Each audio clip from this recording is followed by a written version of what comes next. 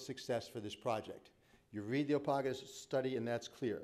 The second, and very importantly, that the Florida Department of Transportation has an important role to play with higher speed rail, and it, up to date, has been absent without leave. The third thing is the fact that safety, Brightline's comments notwithstanding, has barely been a concern of Brightline. And that's something you can talk about for a long, long time. But I think it can be captured very well in an article, a recent Florida Train article, which actually names Brightline Floridian of the Year. I'm going to just read one sentence. It deals with the deaths that have occurred on the railroad tracks. They've, referring to the people in the Treasure Coast who are concerned about safety, they've highlighted a small number of vehicle wrecks and deaths caused by the people who put themselves on the tracks in the train's path. I'm going to read that again.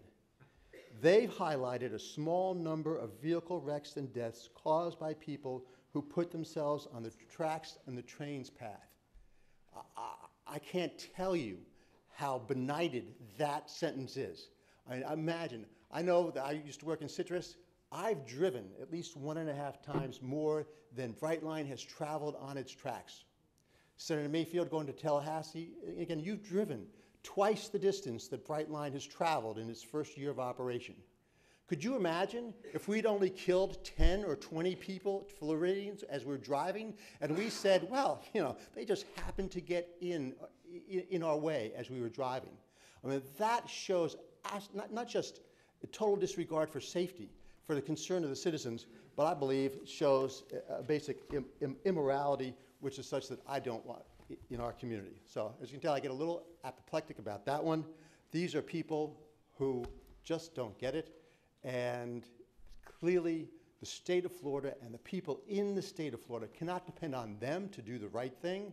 They need the legislation that you're working on. Floridians need that legislation, and we hope you're successful this year. Again, thank you very much. Thank you, Commissioner. And I just make a couple of comments, and you are right on target. You know, Representative Graw and I both have been working on this together, and we both are going to have a great relationship with Governor DeSantis to try to get our legislation through. The challenge is going to be the deception that Rusty Roberts continues to tell everyone. And so we're going to continue to work on that. But I can't thank you enough, as well as Martin County, for keeping this in the forefront, because if it had not been for our county and for Representative Graw's aggressiveness on the House side and mine on the Senate side, we wouldn't even be having this discussion, because they would have just blown right through here and no one would have even said anything about it until later they would go, whoa, what were you guys doing? What were you thinking? So so thank you very much for your leadership in our community too, for keeping it on the forefront.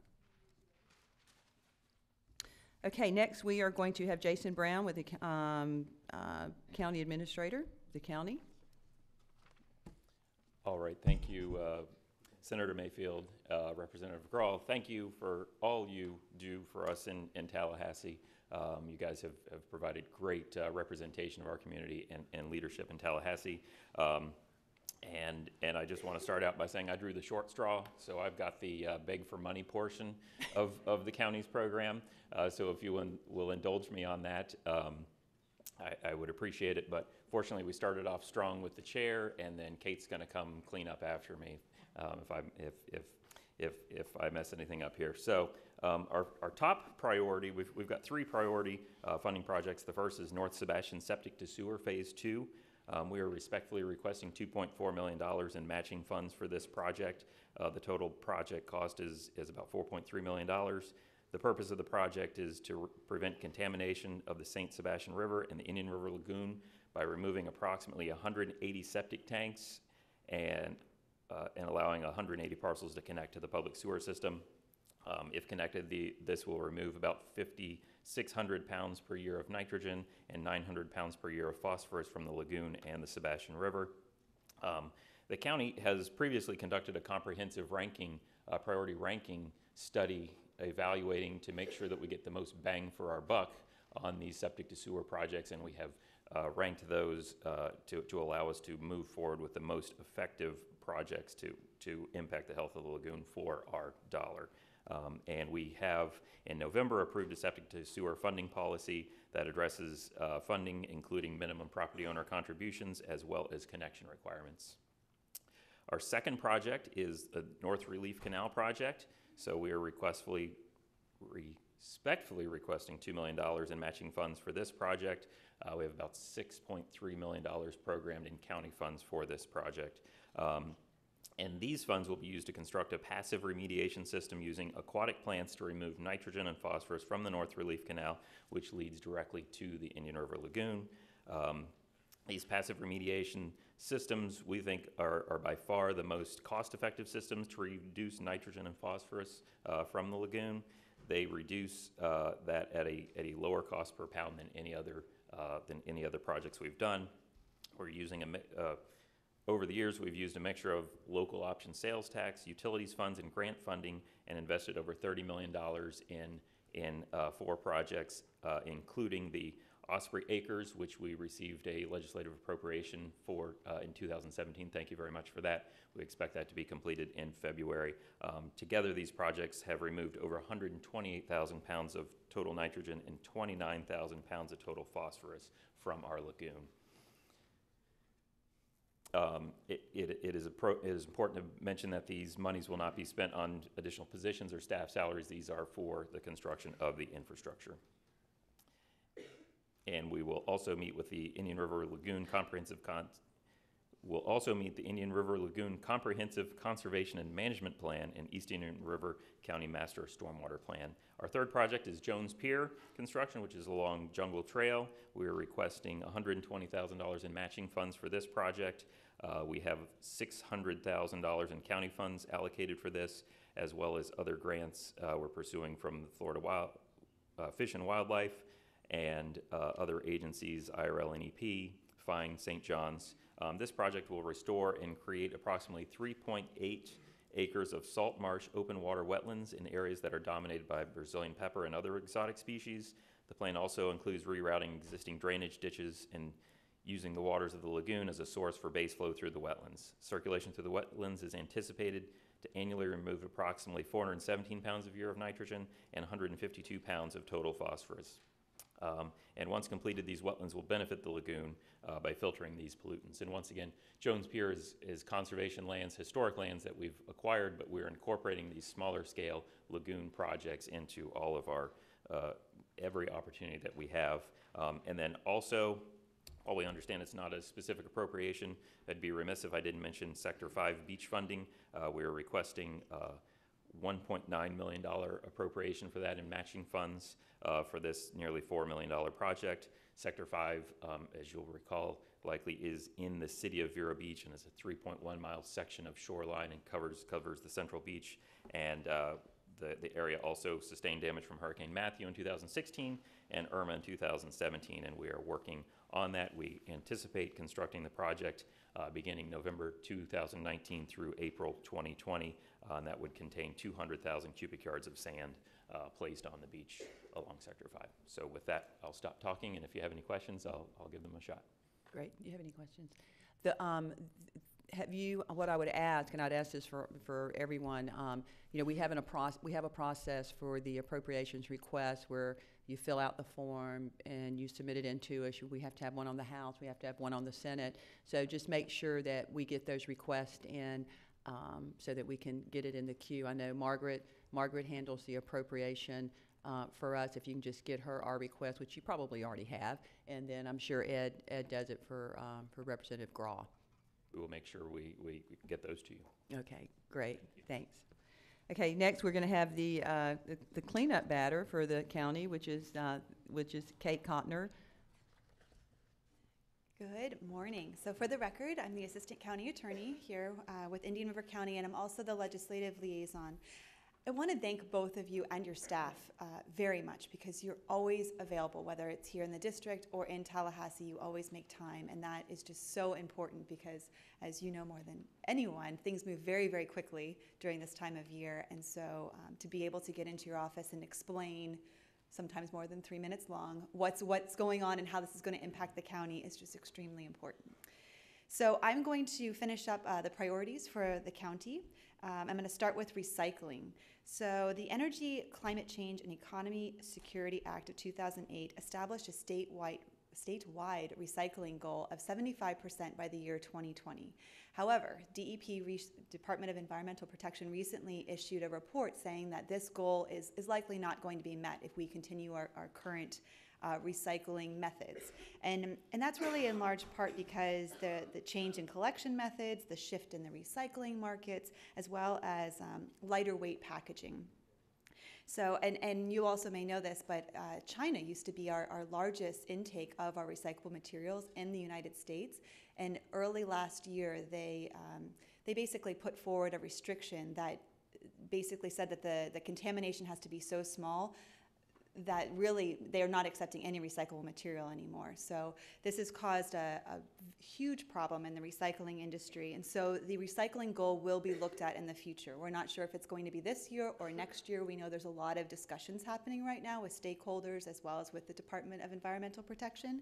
So we're requesting respectfully that if there is a modification of the existing 2020 recycling goal of this of 75%, that you're supportive of that, and that it be based, instead of on weight, which it currently is based on, to be based on an energy efficiency, which is kind of a sustainable materials management strategy. And it will make a lot more sense for recycling goals in the future. We also ask, contamination seems to be a major issue, and it's a topic with the waste haulers right now as well as with local governments. So we respectfully request that you oppose any policies that would negatively impact the local governments having to do with contamination. And we're wanting to work with the stakeholders, so I'm sure we'll have future discussions on that matter. The next topic is beach restoration and renourishment. So we're very supportive, and we request that you be supportive as well, of the creation of a newly dedicated and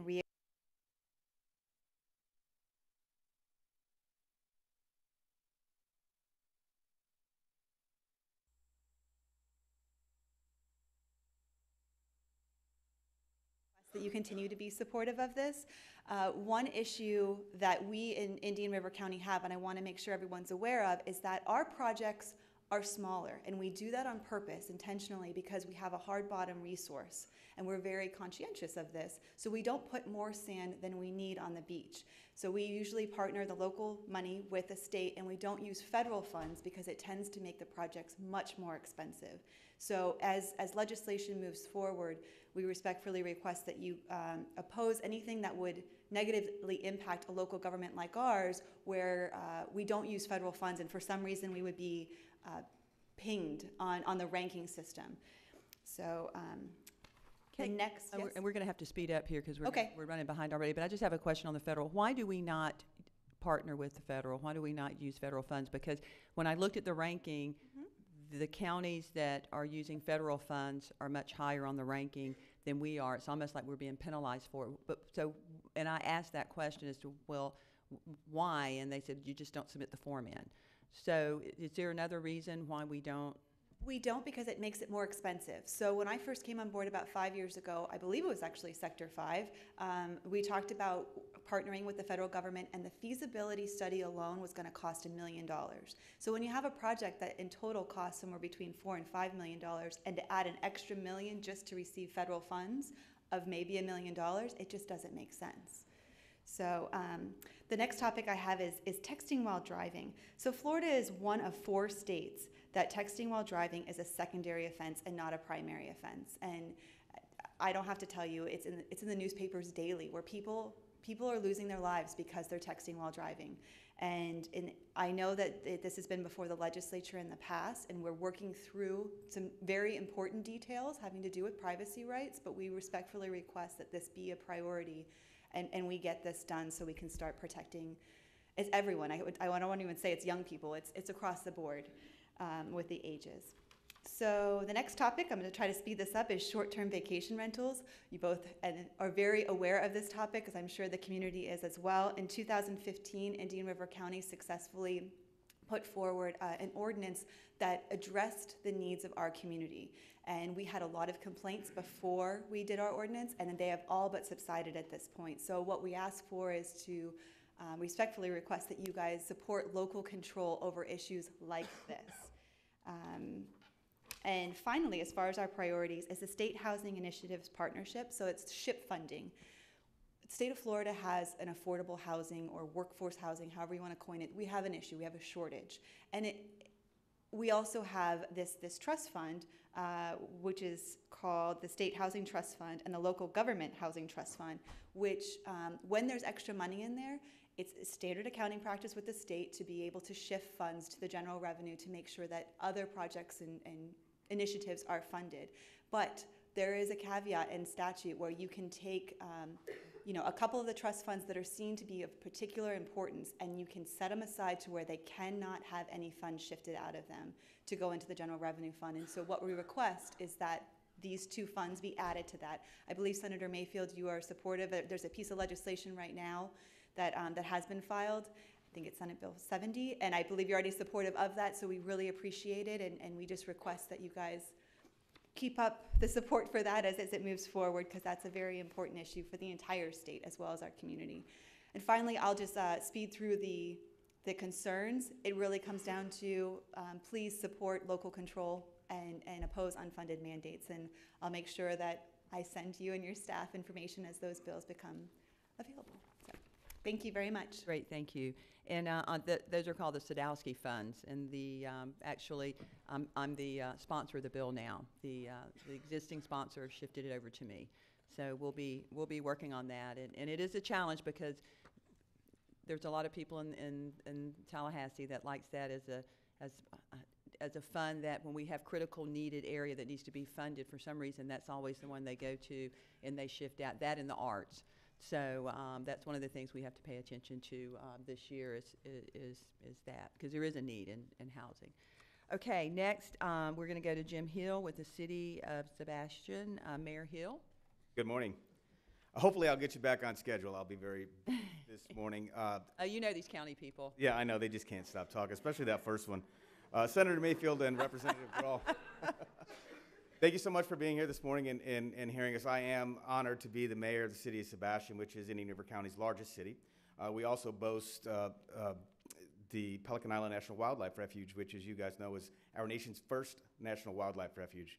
One of the things we also boast is the Stan Mayfield Working Waterfront Project, of which I'm very proud to say we are entering the third and final phase of which we'll be doing the pervious parking lot and the shoreline restoration. I think that's a clear example of how the city has worked very well with the state of Florida in utilizing funds to really benefit all of the people of Sebastian and Indian River County, if I may. We're very lucky to have you both as representatives for the City of Sebastian at the state level and of Indian River County.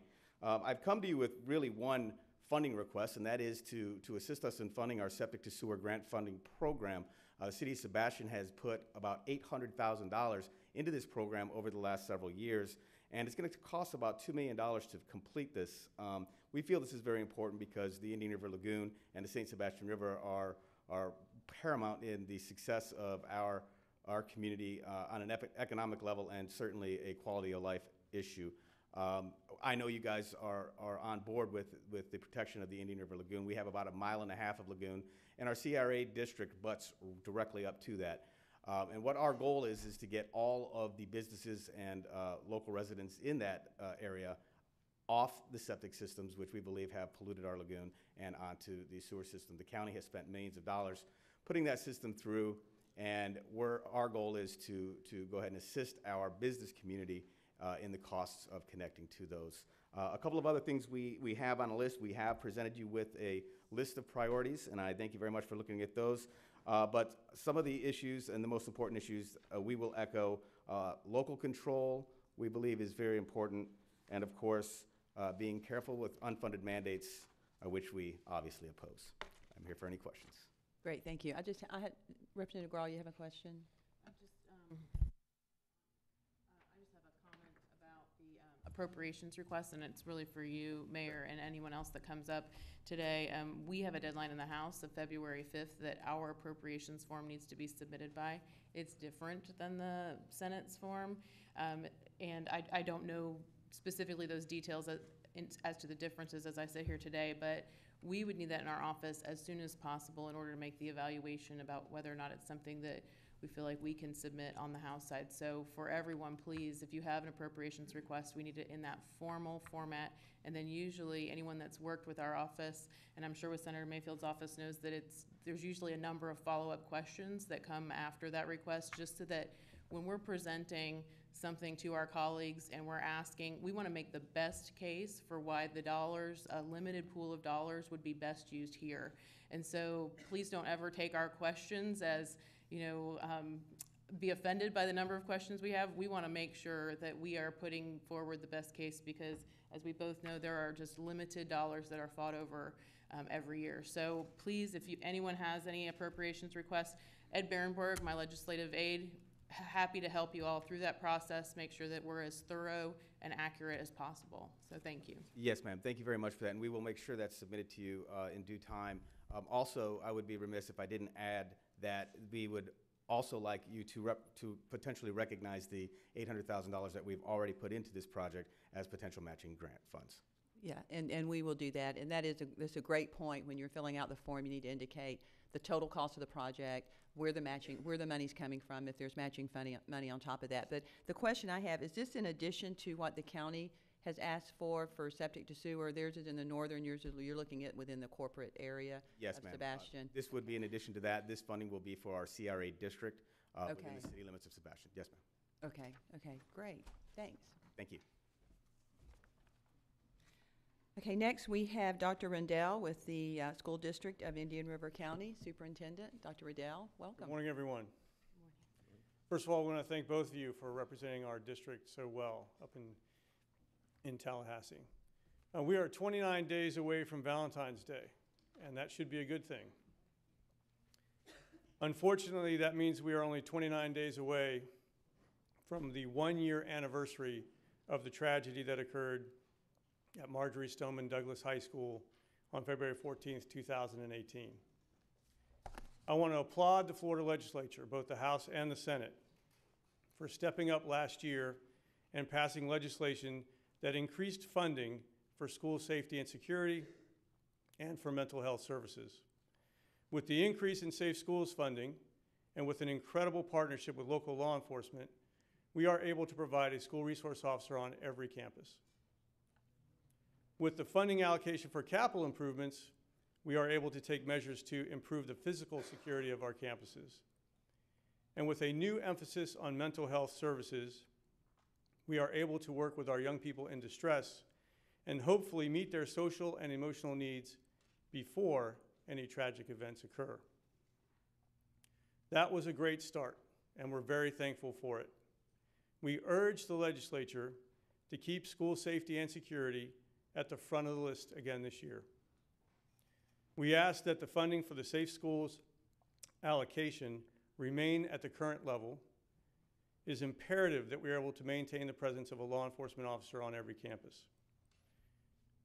We ask that the funds that were set aside for the Guardian program that remain unspent be reallocated to districts to use for further school security enhancements.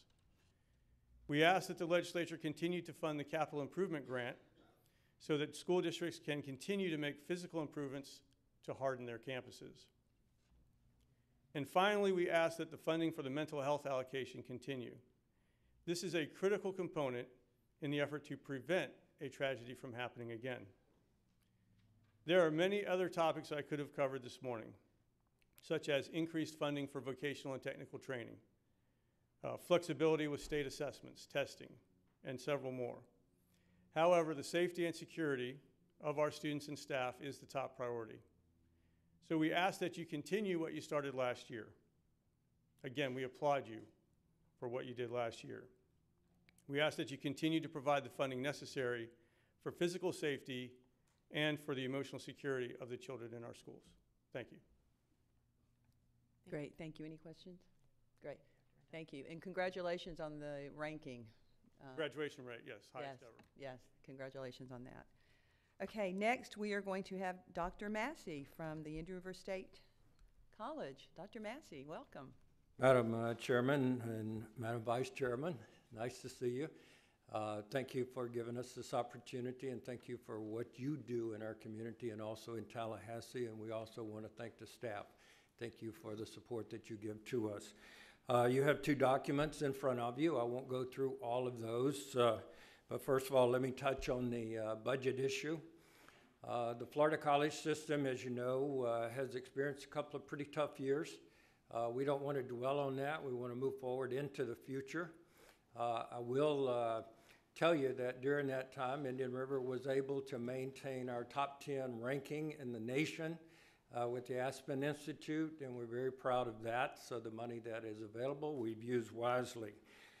If you look at the budget request, I'll touch on a couple of things. First of all, let me talk about workforce. Workforce is a big part of the 800,000 students that come to the Florida college system institutions.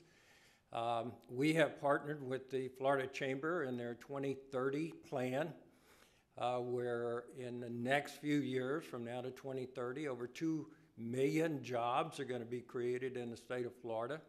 We have to have the trained workforce to do that, and so we would ask for your strong support in the workforce programs and part of the budget. Second of all, another large portion of the 800,000 go through what is known in the state of Florida as the 2+2 program. They come to our college 2 years, and then they continue to get their baccalaureate degree at the university or at one of our state colleges. At the university system, 54% of the juniors and seniors came through the Florida college system. So the majority of the students at the upper division come through our system. So the pipeline to the universities is the Florida college system. So please work with us to keep that strong so it does not erode. It's important to us, it's important to the universities. A couple of other things, student services, when remediation 1720 was passed and remediation was basically eliminated in the state of Florida, one thing I want to stress to you is the students didn't go away. The students still come to us. So the stress on student services is tremendous. Currently, we're running at about a 1 advisor to 800 students in the system. The national average is 1 to 450 students. So a part of that funding that you see in the request will go to student services to hire advisors, to hire tutors, to hire mentors, to work to get those that came to us or continue to come to us that are not fully prepared to go to college. We can give them special assistance to get them to the finish line and get them into the workforce. So we ask for your support there. Performance continues to be a big part of our budget. It again this year will be $60 million. You know how it works. We have to put up half of it. We have to put up $30 million of our own money. And if we meet the measures, we'll get our money back, plus we will get our share of the $60 million, and that will be in the budget also. And also industry certifications are very important. We want to take that from about 14,000 to 19,000 in industry certifications. We get a lot of people coming to us, and I know you do too. And many times the first statement is, we're turning away business because we can't find the workers. And that's very, very important right now in this time in history in Florida. To help accomplish that, you've seen this for 4 years. I want to ask one more time, let's get this thing finished if we possibly can. In 2016, we got $1.5 million to plan the new Treasure Coast Advanced Manufacturing Center and Skills Center. The following year, 17, we got $5 million. We're committing locally $2 million through private fundraising from the community itself to go into the project, and that leaves $14.8 million to complete and let us move to construction of this facility. All of the programs in this facility have a 10-year projection of growth in both job availability and also in sustainable salaries for our people in the community. So we ask that you help us from a capital outlay point of view to let's get this building completed if at all possible. With that, I'll answer any questions, but again, and we thank you for the work that you do and the support you give us. Right. Any questions? I have one. What was the amount that you need to finish the project? $14.8 million. Okay, here it is. Okay.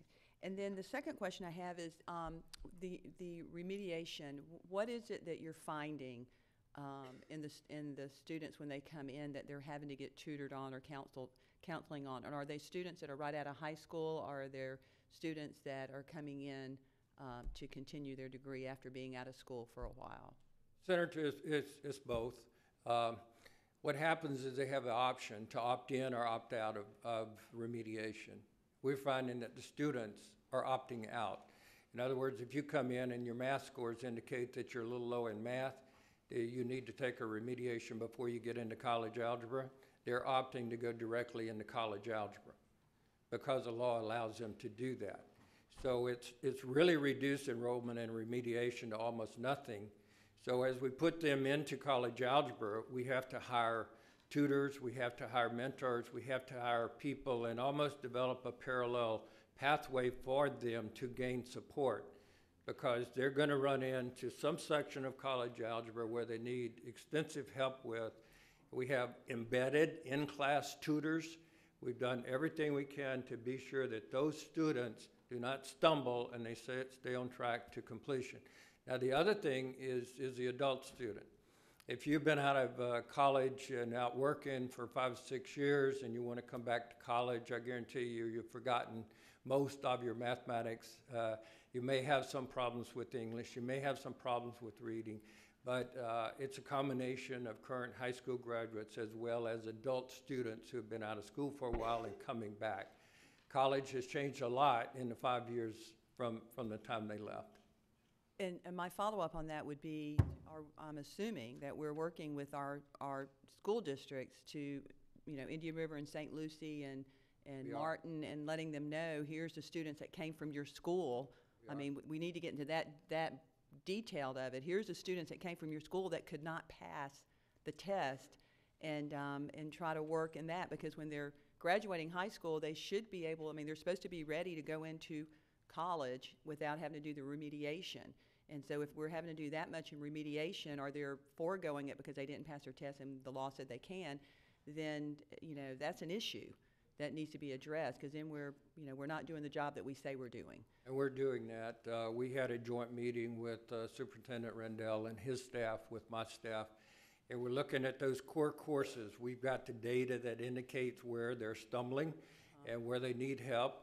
And we're working as hard as we can with the school districts, all 4 county school districts, to be able to go in and, in some cases, work directly with the high school while they're in high school. In other cases, looking at the curriculum to be sure we have the alignment of our curriculum, looking at teaching methodologies. You don't want somebody coming out of one system and going into another system with a totally different approach to mathematics. You want some standardization so they can flow through and understand the process, and we're working with each of our school districts to do that. Great. Yep. Thank you. Okay, thank you. Okay, next we have Mary Beth McDonald, who's a trustee for the Florida Atlantic University. Good morning. Good morning. Thank you for having me.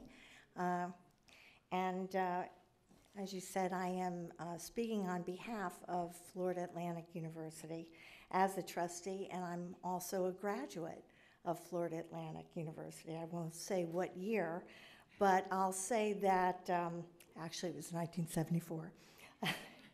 And back then there were 1,500 students in our graduating class, and today there are more than 30,000 students on 6 campuses. So FAU is a true change agent within our state. This past fall, more than 2,700 students graduated from FAU, joining over 166,000 FAU alumni that reside throughout Florida and our nation.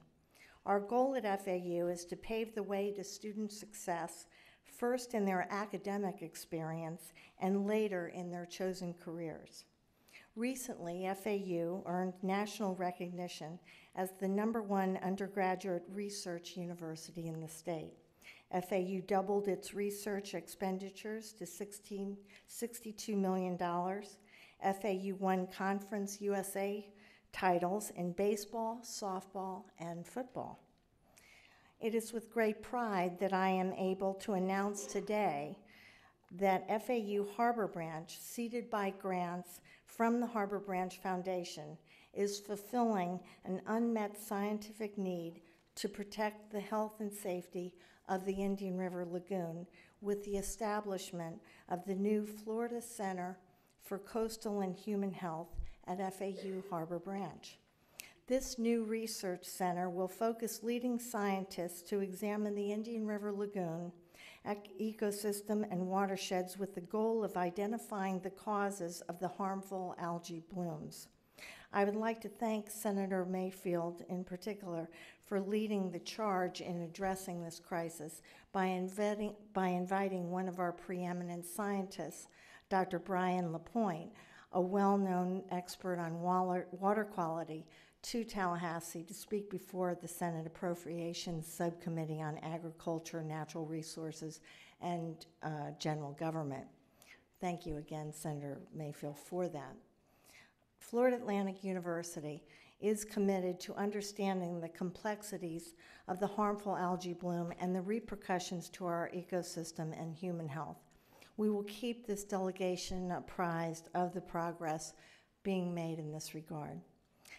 In order to continue FAU's success, Florida Atlantic University is seeking resources for our recurring operational funding, as well as for public educational capital outlay funding for 2 projects this year. The first project is the completion of the Jupiter Research Building, which has already received 40% of its funding from the legislature. Secondly, we will be seeking the funding to replace the kindergarten through 8th grade A.D. Henderson University Lab School facility, which was originally constructed in the 1960s and is now beyond repair. We know that creating an environment conducive to academic excellence, entrepreneurial empowerment, and economic growth is essential to keeping Florida at the forefront of higher education in our country. Support from individuals like you is paramount to our success. And I thank you very, very much for letting me present here today. Thank you. Any questions? Any Thank you. Thank questions? you for what you do too as well. And Dr. LaPointe did an awesome job at the hearing. So if you see him, thank him again for. I will, and we're so proud to have him too. Thank you. Okay, that ends with our government section, governmental platform. We're running a little bit behind schedule, but I think we'll be fine. Next, we'll have the business, nonprofit, and constituent presentations, and we're going to give 3 minutes. If you can get it through 3 minutes, we'd really appreciate it. If not, I'm not going to cut you off, but please keep in mind that we're on a timeline and other people have to speak as well. And I don't know if we have any appearance cards from people. Okay, we have 3. So. First up, we are going to have the Education Foundation of Indian River County, and we have Cynthia Farlow and Farlow. I can never pronounce your name. Farlardo. And I'm going to tell you, when we're in Tallahassee, Cynthia is up there running the halls, making sure that we know what their priorities are and for support. So thank you for making that trip up there as well. Thank you. And thank you to both of you for your continued support of education and being true champions for children. We can't do it without your support, so thank you. As mentioned, I do represent the Education Foundation. I'm also pleased to serve as the chair of the Consortium of Florida Education Foundations, which represents the entire state of education foundations. And the Education Foundation of Indian River County is the designated ed foundation for the school district. And we are an independent nonprofit, but we support the strategic goals of our local school district by leveraging that public-private partnership to fund school programs, services that support the opportunities for all children to achieve academic success, pre-K through 12th grade. We work collaboratively to address those high-level needs that are not covered through traditional funding sources. At the Education Foundation, we believe every student deserves to realize their full potential. Our future depends on a well-educated workforce, and teachers and schools can't do it alone. They need business and community support to try innovative strategies and to meet individual students' needs. Again, I want to thank you for your continued support of the matching grant program, which is very powerful. It's a dollar-for-dollar matching grant program, and we benefit from it locally, but every county across the state of Florida benefits as well. I know it was mentioned about addressing mathematic needs, and this dollar-for-dollar matching grant program has enabled us to provide schools the opportunity through a competitive process to test innovative ideas, and math was one of the strategies that we focused on through a collaborative program with our teachers called Algebra Counts 2, and the focus was to increase algebra pass rates for end-of-year course exams. And thanks to your support in the past, this past year, Indian River County had the second highest pass rate in the state of Florida and one of the highest increases. So just to know that in the past we've had great success, and currently we have 7 schools that are benefiting from this program to increase math readiness rates through the implementation of a special program at Osceola Magnet called Singapore Math, and even our youngest learners at Vero Beach Elementary School are studying math, science, reading through a program called Kindergartners. So every kindergartner has a hydroponic garden in their classroom, and the teachers are working collaboratively together. So in short, what this has enabled schools to do is to test a program or a process that then becomes a self-sustaining and high-impact performance. Statewide, throughout the consortium of Florida Education Foundations, locally driven initiatives, there's 121 projects with measurable outcomes, especially designated to address priorities in those communities. And while our funding was cut to $4 million in recent years, we asked for an additional $1 million in non-reoccurring funds for the 2019-20 school year so that we can expand and support more students in our schools. So I thank you, and I ask for your continued support. Thank you. And Cynthia, I will tell you, thank you for putting your line item on here. That's a true indication that you're up in Tallahassee with us all the time watching the budget. So that's really helpful to know exactly where to go to on that budget item. So thank you. Okay, next we're going to have Guardian Ad Litem, Paul Nigro.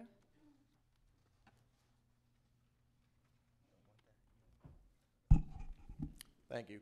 Good morning, Senator Mayfield, Representative Grohl. I appreciate the opportunity to speak with you today. My name is Paul Nigro. I'm the Circuit Director for the 19th Judicial Circuit Guardian Ad Litem Program.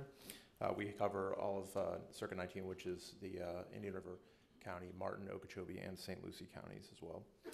As you know, the Guardian Ad Litem Program is a state agency charged with advocating for the best interests of abused and abandoned and neglected children in the dependency court proceedings. Our program primarily carries out our mission through the recruitment and training of volunteers from our communities. Statewide, we have more than 10,000 volunteers who are part of the Guardian Ad Litem program. Here locally in Circuit 19, we have 370 volunteers and 30 incredible staff who are advocating on behalf of more than 800 children that we're appointed to. I wanted to just speak with you this morning about a couple of the program's legislative priorities. So this upcoming session, Guardian Ad Litem is seeking funding for a certification program for our child advocate managers. This is akin to the certification that is required of the Department of Children and Families and the local community-based care providers for all of their frontline staff and social workers. We're hoping to increase our professional development opportunities and also the ability to retain our staff through certification, as well as ensuring that in the future we're bringing in quality candidates. And just for some perspective, our child advocate managers are our frontline staff. They're the ones that supervise the volunteers, and they oversee the individual cases and our advocacy at the frontline level. Also last session, the legislature graciously funded a reimbursement of travel for volunteers traveling long distances to advocate for their children. That appropriation was non-recurring. We're asking that it be made recurring in our budget going forward. And I just want to give you, I saw firsthand really how impactful that ended up being. We had instances just from our circuit for guardians were able to travel with children down to Miami to accompany their children to specialist appointments and medical appointments. We had a guardian from our Vero County team travel to Orlando and bring her child to meet her father for the first time when the child asked for the guardian to be there. So that, a lot of our volunteers are retired and on fixed incomes, and so that really helped the kids and our volunteers as well. Aside from budget requests, we are supporting several substantive proposals aimed at better outcomes for children in state care.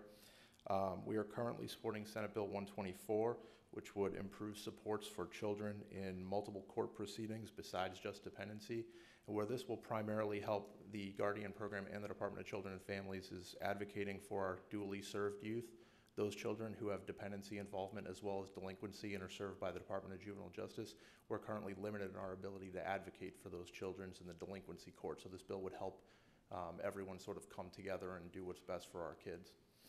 And then Senate Bill 90, which expands early childhood courts in the state of Florida.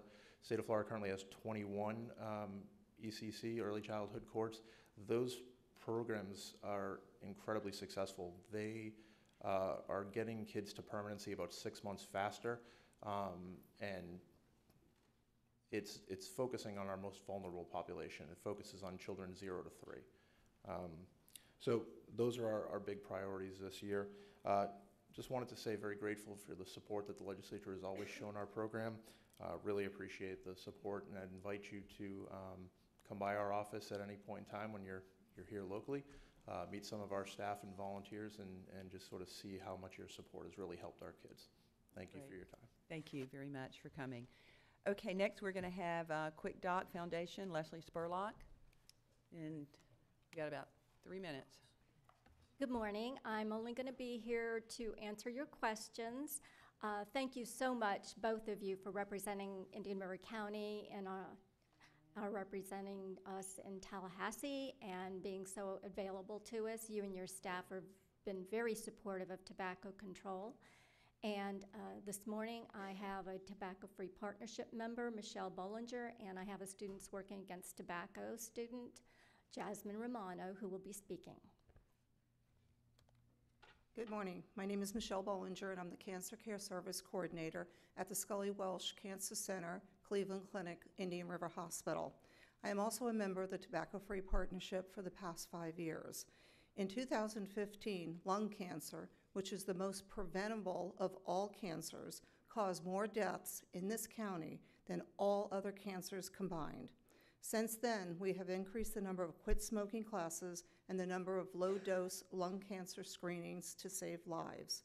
One of our most important objectives is to educate the youth to prevent them from initiating tobacco. The efforts show that the number of youth that do not smoke has increased to 98%. However, according to the Surgeon General, youth vaping is now at an epidemic. 25% of Florida high school students are now vaping. This is a 60% increase from 2014 to 2018. 20 years of progress has been lost to electronic cigarettes. The tobacco industry markets to our children in order to replace the 480,000 people who die each year from tobacco-related illnesses. We cannot stop the marketing, but we must stop tobacco and nicotine use in all community properties, such as parks, recreational facilities, medical facilities, and prohibit pharmacies from selling tobacco. We must pass legislation to prohibit any type of tobacco purchase until the age of 21, because the data shows that only 5% of tobacco users begin after the age of 21. For the health of the individuals, families, the next generation, and our society, we must have your support to stop the vaping epidemic. Thank you. Now, Jasmine. Hello, my name is Jasmine Romano. I am a 6th grader at Oslo Middle School and a member of SWAT, which is Students Working Against Tobacco. Thank you for letting me talk to you today. I think all the parks and beaches and playgrounds and other recreational areas should be smoke and vape free. I recently wrote a letter to the firemen in the county. I asked them to have the Firefighters Fair a tobacco-free event. There are families with kids of all ages there, and we should not have to put up with smoke and vape. I don't want to smell it and should not have to. This county has recently passed a resolution to make tobacco-free zones at all county parks and recreational facilities. But there is so much more to do. The tobacco companies are trying real hard to get kids like me to smoke and vape. I have friends who might try it because of all the candy flavors. I like candy, but I don't want to get addicted to nicotine. Please help kids like me and kids like yours by taking a stand against the tobacco companies. The Students Working Against Tobacco can't do it without you. Thank you. Great, thank you. Any questions? Thank you very much. Any questions? And thank you so much. Would you mind if we had a picture taken with her, with you all? Sure.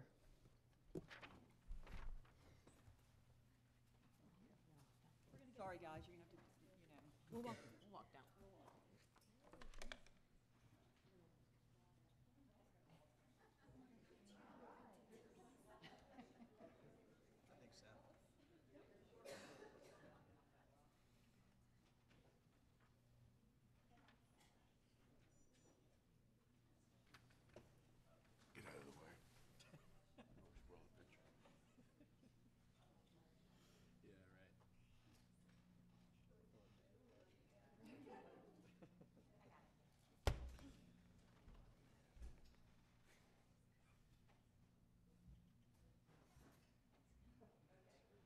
Get out of the way. Spoil the picture.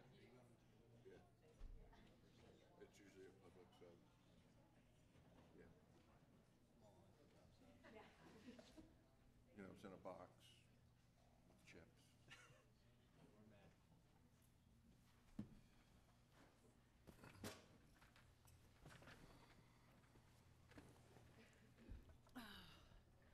You know, this is really what it's all about. You know, we may be a little behind on schedule, but when we have students that come and start this process early in life, this is the future of our leadership.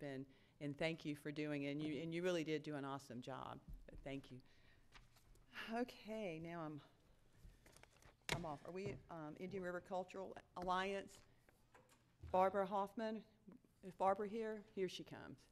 Hey, did you get? This wasn't in the package. Okay.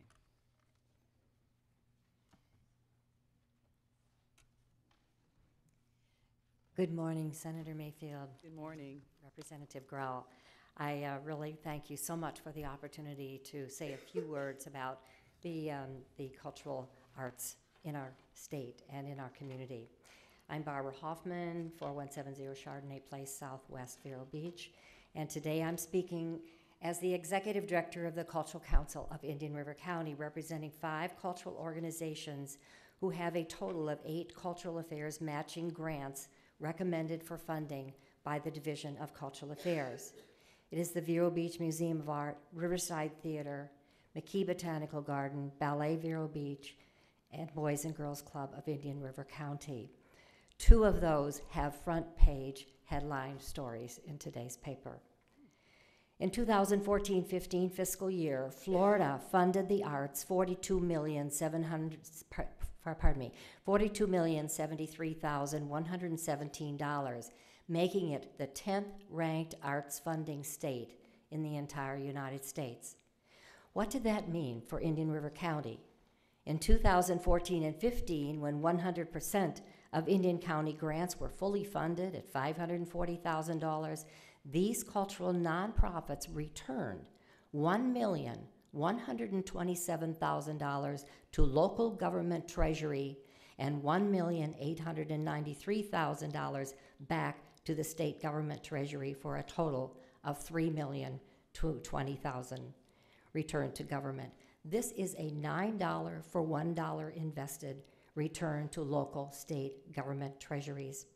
But last year, 2018-19, Florida funded the arts only $2,650,000 for the whole state, making it the 48th ranked state in the United States. This represented a 94% cut in funding from 2015 to 2018. The programs most affected were the educational programs within these arts and cultural organizations. What did this mean for Indian River County? Last year, Indian River County 9 grant requests totaled $1,235,000. However, only 4 grants were funded for a total of $29,932. The state funded only 2% of the grant requests. Some facts about the arts and cultural industry: it has substantial return on investment to government treasuries, a $9 to $1 invested. It creates and supports jobs. It positively impacts the economy and communities. It attracts and builds businesses, drives tourism, engages and connects millions of people.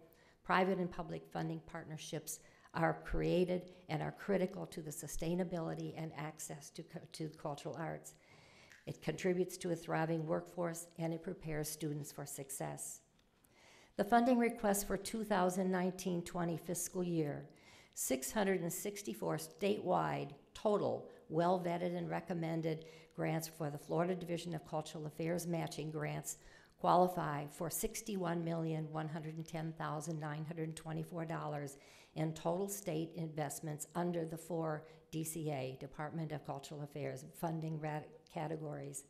Indian River County's 8 qualified matching grants, which is included in this, is $1,669,725 of the total.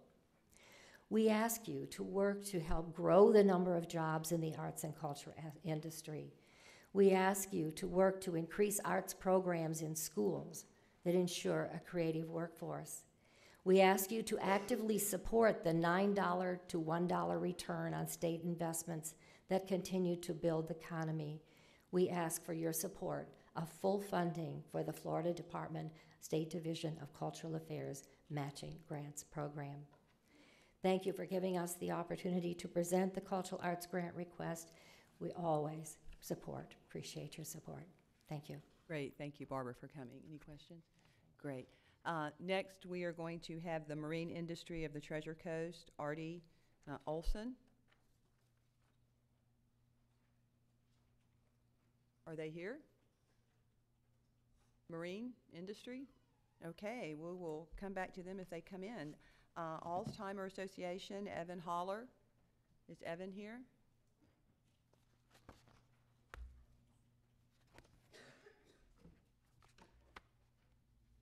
Senator Mayfield, Representative Corral, thank you for the opportunity to address you today. My name happens to be John Coutinho. Evan couldn't make it today. So okay. He's based out of Jacksonville. He had a scheduling conflict. So he asked me as the volunteer advocate for the Central North Florida chapter of the Alzheimer's Association, and also a resident here in Vero Beach, to step in for him. So here I am. Sorry. Just some quick statistics. Alzheimer's disease is the 10th leading cause of death in our country. And it's the only disease without a prevention, cure, or treatment. It ranks as the 6th leading cause of death in America and the 6th leading cause of death in Florida. Currently, there are 5.7 million Americans living with Alzheimer's disease, and someone develops the disease in every 65 seconds. In Florida, there are 540,000 Floridians presently diagnosed. This makes our state the second highest in prevalence and ground zero for the healthcare epidemic. And for Indian River County, there are 6,200 people and their families suffering with Alzheimer's. Given our state's prevalence, it is likely that everyone in this room knows someone or has been directly affected by the disease. So, in this legislative year, the Alzheimer's Association asks the following: increase support for respite services and other Alzheimer's initiatives to assist the 1.1 million caregivers in Florida. Increase in funding for the Ethel and Ethel Moore Alzheimer's Research Program in Florida, because we understand research is fundamental and the most direct path to finding a cure. Promote early detection and diagnosis, as well as broaden our outreach to diverse and underprivileged communities. Finally, the Alzheimer's Association will work to ensure that we protect our most vulnerable adults, from a financial abuse and exploitation. While the Alzheimer's Association asks for your support, we are actually an extension of constituent services. We maintain a 24/7 hotline that is manned by professional dementia specialists 365 days a year. So on behalf of the Central and North Florida chapter of the Alzheimer's Association, Floridians diagnosed with Alzheimer's and their family caregivers, I would like to thank the members of this delegation for being engaged, supportive of our efforts, and look forward to seeing everyone on the 5th and 6th of February at Rally and Tally. Great. Thank you very much for your time. Thank you for coming. Okay, next we'll have United Against Poverty, Sandra Dilly. Correct.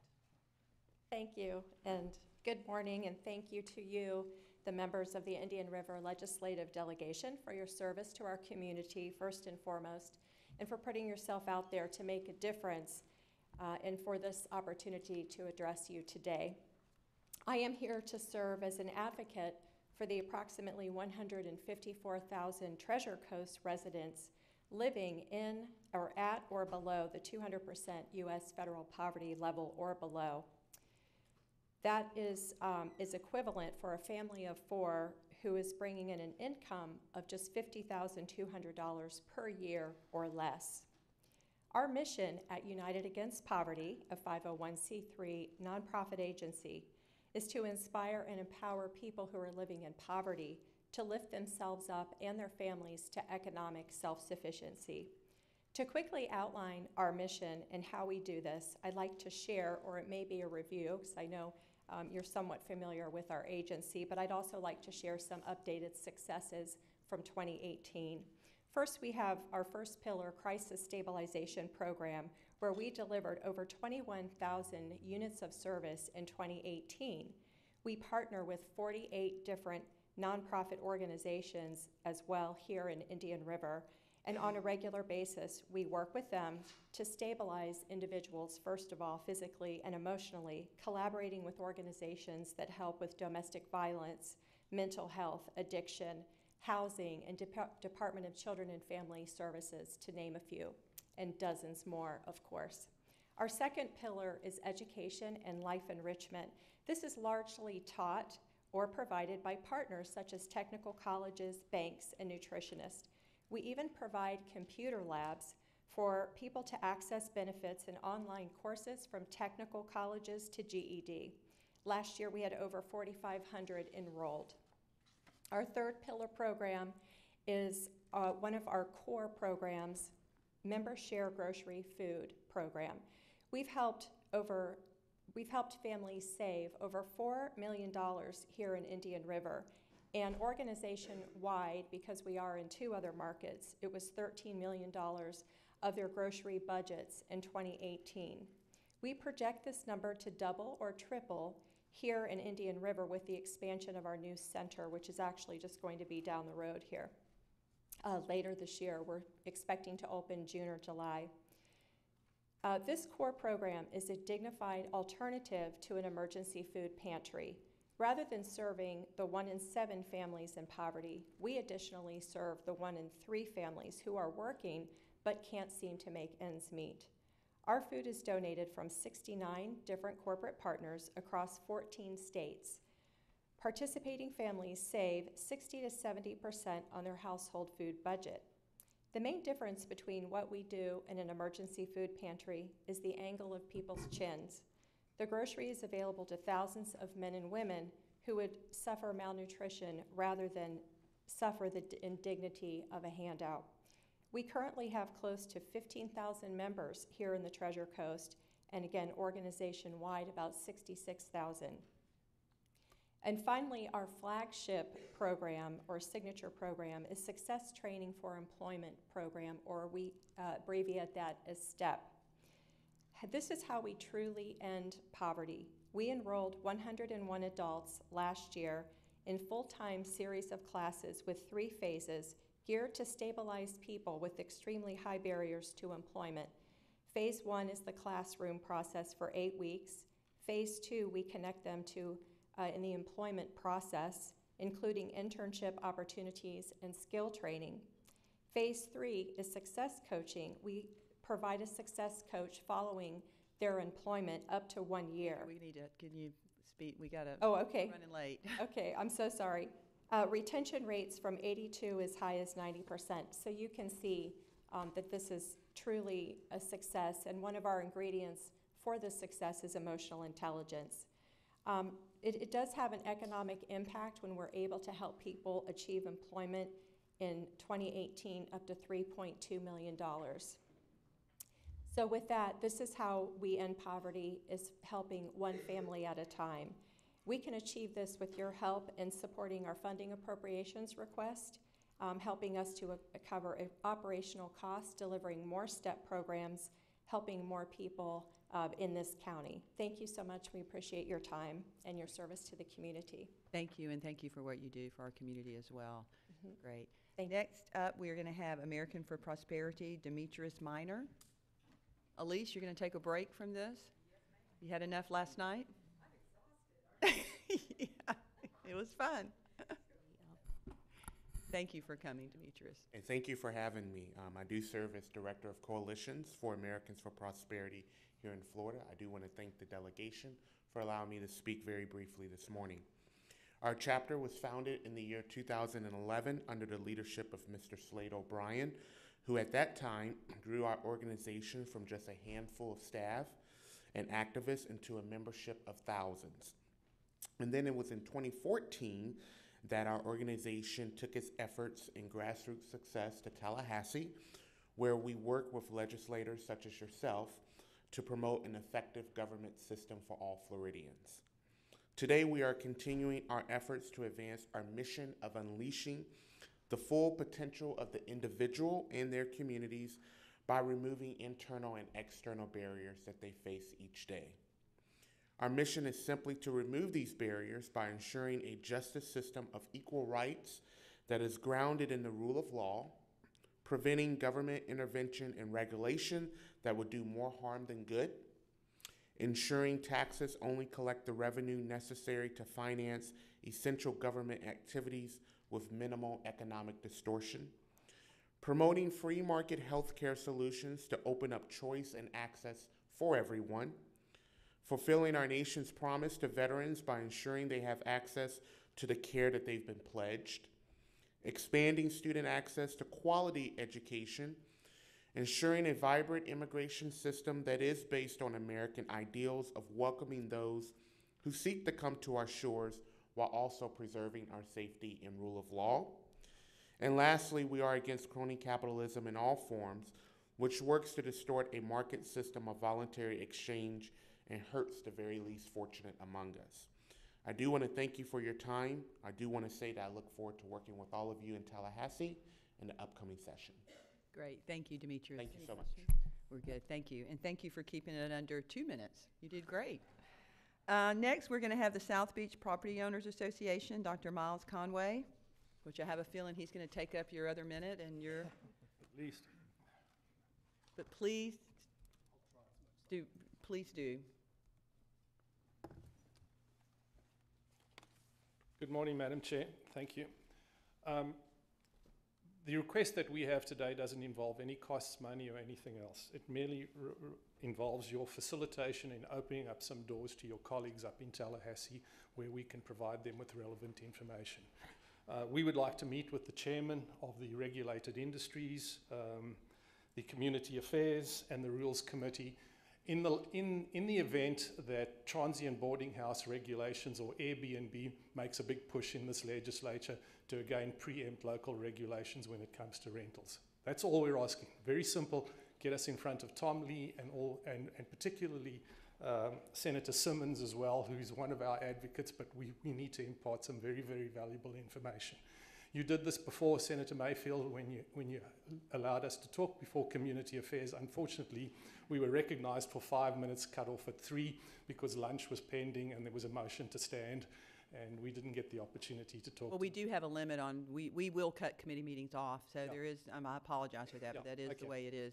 Anyhow, the information that we would like to get to them is really, and you have a package that we provided before this meeting. Very, very quickly to move this on. We believe that transient boarding houses belong in commercial districts, not residential districts. The argument is going to be made by the opposite side that they belong in residences, they don't belong in residential areas. The second argument that they're going to make is the property rights issue. Yes, they do have property rights. The property rights of renters extend to their property lines. Unfortunately, the nature of their business extends into other areas' property rights, and that is not appropriate. The third issue that we have is that they're going to say that the state licensing Department of Professional and Business Regulation knows how to regulate better than local industries. There is a compliance rate to date at the moment, Madam Chair, of 21% of compliance when it comes to licensing. 1 in 5 rentals in the state of Florida is unlicensed. And you may impart on one of the big advocates of the rental industry, Senator Jeff Brandes made a comment to me just outside the luncheon roll that this is a good product for Florida. and I'd like you to convey to Senator Brandis it's a good product to be in commercial neighborhoods, and remind him he has a 17% compliance rate in his district compared to the 21. The next issue is that the state, their argument is going to be that the state can legislate better than the local governments.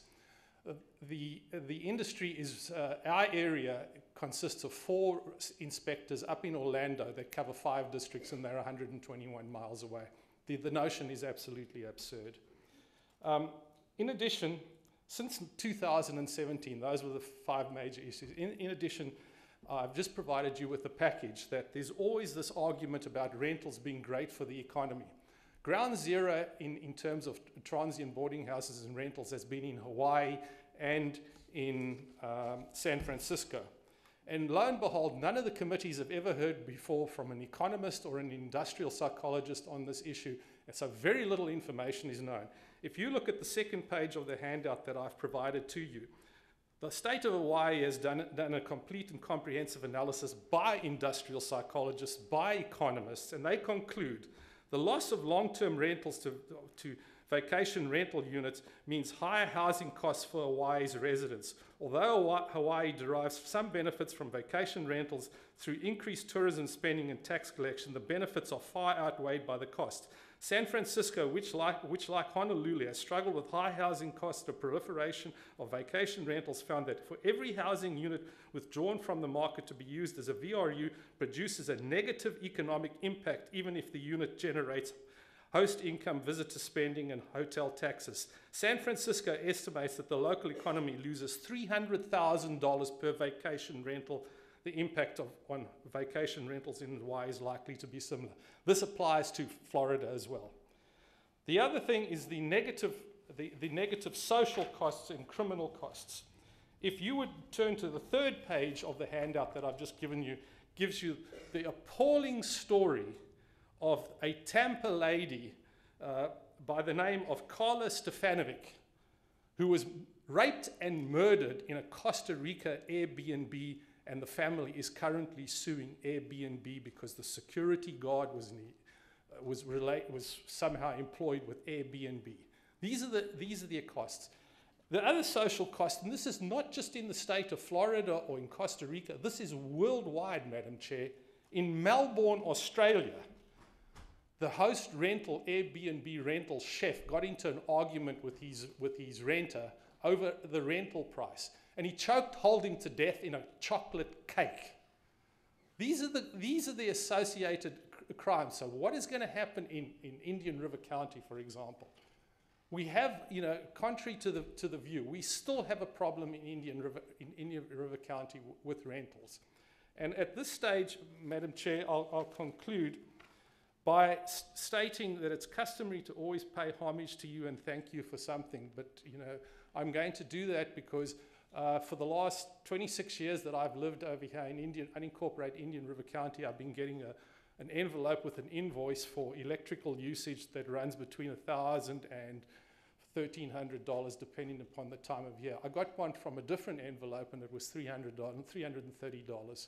So we would like to thank you for your efforts with FP&L, which brings us to the story that I know on numerous occasions you have been given stories about an FPL customer on one side of the road and a City of Vero Beach customer on the other side of the road. We have the same thing with the rentals. And I'd like to give you a tale of two Jackies.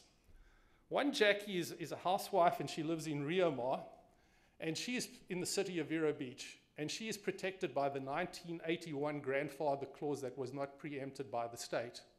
Another Jackie lives 5 miles down the road in unincorporated Indian River County. Unlike the City of Vero Beach, which went all the way to the 4th DCA to protect their grandfather clause, this 2012 Board of County Commissioners, in their infinite wisdom, decided to throw that out the board, and she's now subjected to the rental regulations that are not part of the preemption. The only protection we have at this stage is the Thrasher amendments from SB 356 of 2014. Representative Grahl, Senator Mayfield, please get us access so we can educate your colleagues, and please fight like hell if this thing comes up again in this legislative session. Thank you. Great. Thank you, and thank you for your persistency in keeping this in the forefront, too, of people's mind. There is an issue. I don't think you're going to have Airbnb coming before the state to ask for anything this year. It would be very interesting. And I will tell you, I had my own personal experience with Airbnb just this past Christmas. We had booked a condo in Park City.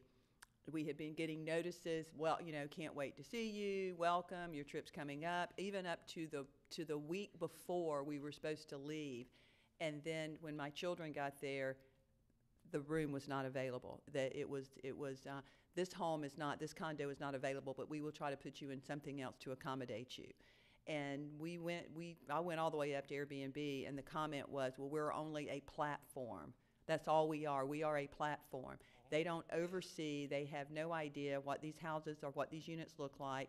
They're just a platform of people being able to use to rent their homes out. So there definitely has got to be some more regulation and responsibility back to Airbnb to make sure that that the people that they are signing on are in compliance with what they should be doing. Yeah. So this is an issue, and I think you may see some stuff this session in regards to it.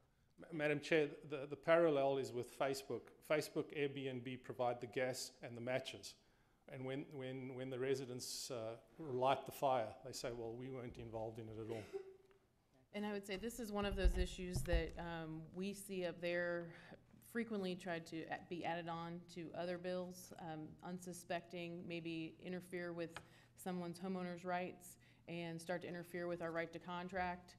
You know, we've always heard, well, you can live in a homeowners association if you don't want short-term rentals. Well, last year, the hedge funds came and tried to interfere with our homeowners contracts and those obligations. This is one of those issues that the people in this community, it's so important to know that your voices are heard. We need to hear from you if you see something being added on or amended into the legislation. County staff is fantastic about that, but it's one of those things that having partners and looking at those amendments as things start moving very quickly throughout session is helpful to our offices, and I know we both appreciate local people who reach out and say, I don't know if you know what's coming, but this is coming and this is what it's going to do. So thank you all for what you do. Yeah, Representative Grohl, we were in contact with your office about that very issue when that condo association bill was coming up, and what we would like to do is extend the invitation for you to come down, take the tour in South Beach, because we have one community, Ocean Oaks West, that previously had in their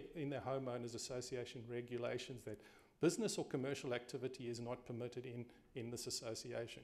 Guess what? The homeowners association executive board and board of county and board of directors were renters themselves. The renters took over and they changed their regulations, and now they allow renters in that area. And we would like to show you what exactly has happened to this community, that the traditional non-renters that have been living there for 20 years, that bought in a residential neighborhood, have now fled. And this is now a rental district in the South County, 5 miles from where you used to live, Madam Chair. Right. This has to be stopped. Thank you. Okay, next we're going to have Clean Water Coalition of Indian River County. Paul? Bafeda. Bafeda? Yes, ma'am. Good morning. Have Thank you. you. Thank you for having me. We have some legislative topics I'd like to discuss briefly, and I'll try to be brief. Funding the estuary restoration. We are concerned, as many are, about the declining water quality through Florida estuaries. Media coverage of the algal bloom, associated fish kills, and human health risks are ruining Florida's reputation as a tourist destination, and I should say the #1 tourist destination in the world, I believe, and a healthy retirement location. The estuaries and nearshore waters represent the foundation of our economy. To ensure that these assets are restored and protected for future generations, Clean Water Coalition supports the concept of statewide legislation to provide annual reoccurring funding for competitive local cost share projects for cities, counties, for the restoration and stewardship of Florida's estuaries and nearshore coastal waters, including base funding for each of Florida's national estuary programs. Number 2 is the biosolids. You heard Commissioner Solari talk about these, and this is a very, very important issue. Declining water quality throughout Florida demands that we prioritize the reduction and eventual elimination of land application of human waste biosolid and establish a pilot project program for new funding state-of-the-art water technologies. Additionally, Class AA biosolids have been named fertilizer. This product is the pelletized form of wet biosolids with disproportionate amount of phosphorus in the Florida soils and should be not liberally added to the land to get rid of it. Class AA should be redefined and treated as biosolids. Additionally, the Right to Farm Act and the Florida statutes should be amended to give the authority back to the counties. The language in that act is extremely ambiguous. No discharge zones for vessels. The Federal Clean Water Act declares that the discharge of sewage is illegal in inland waters and within 3 miles of the coastline. Due to the lack of facilities, education, and enforcement, vessels continue to discharge their waste in the impaired estuaries, and specifically our lagoon locally, including around the city marina. The Clean Water Coalition urges the legislation that would declare all impaired water bodies in Florida no discharge zones. They've got them in Keys and they've got them in Destin, Florida right now. And provide matching monies to local governments to install additional pump-out facilities and hire enforcement personnel.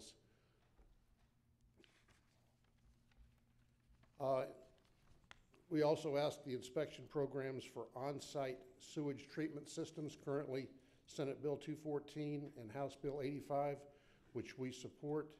These bills require counties to inventory and map all the septic systems within their boundaries. Indian River County was the first to develop this database. Using the Geographic Information System information, it would be possible to overlay the age of the systems, soil types, proximity of the water bodies to prioritize the implementation of the septic to sewer programs. The Clean Water Coalition strongly supports this legislation, along with provisions requiring inspection of all septic systems every 5 years. The inspections will alert the utility to problem areas and educate homeowners of their systems. And lastly, improve the sewage treatment infrastructure. The Clean Water Coalition urges legislation that can help local counties and cities with cost share funding for the improvements to sewage treatment infrastructure, including pipe replacements, updating treatment facilities to tertiary treatment, and the extension of sewage lines to areas currently served with septic tanks. Thank you very much. Appreciate what you all are doing. Any questions? Great, thank you. I do think you're probably going to see legislation on a lot of this that you just went over. This is going to be a hot topic, and we're going to be looking at legislation to address a lot of these issues. The National Estuary Program is very important, which we are part of, and Dr. DeFries has done a great job in helping the Indian River Coalition National Estuary Program, which I know the county is now a part of as well. So right, he's doing a phenomenal job, and we appreciate what he's done. The vessel discharges seems to be something that's been overlooked. You know, the Indian River Lagoon is like a campground for vessels traversing up and down the lagoon like KOA, and there are no oversight to these situations. They open up their petcock and there it goes. Right. Well, we're going to, a lot of this you're going to see. Thank you very much. Thank you. Thank you for coming. The next is going to be amendment on activist Stephanie LeBlanc. Good morning, legislative members and everyone behind me. Good morning. I'm going to keep this short and sweet. I know you've had a lot asked of you thus far and more to come. So very briefly, our immediate goal here in the county is going to be to amend the code of Indian River County to include anti-discrimination protections on the basis of sexual orientation and gender identity and expression. Our humble request of you today is to support the Florida Competitive Workforce Act, which would afford such protections statewide. You know, bringing it into the county through A1A, we have had a blast throwing Vero Pride over the past 2 summers. And it's just like this dance party, all inclusive. We've sold out and had just a ton of local community support, which helps us keep our ticket costs down. And it's a blast. Last year we had a Greek gods and goddesses theme, and everybody got to dress up and have a great time. This year we have Studio 54 coming on June 29th. And you guys each have an invitation, so if you're in town, let us know, come on by and have some fun. Anyhow, again, our request is going to be to support protections afforded to everyone in the state, regardless of who they love or how they identify. These aren't people just in a corner. These are our children, our brothers, sisters, neighbors, friends, and so forth. And that's it. Great, thank you. Thank you, Stephanie, and thank you for your passion on this. Thank you. Next, we're going to have the Florida Cannabis Action Network, Jody James. Jody, there he is. I didn't think you looked like Jody. I'm going to give these to you.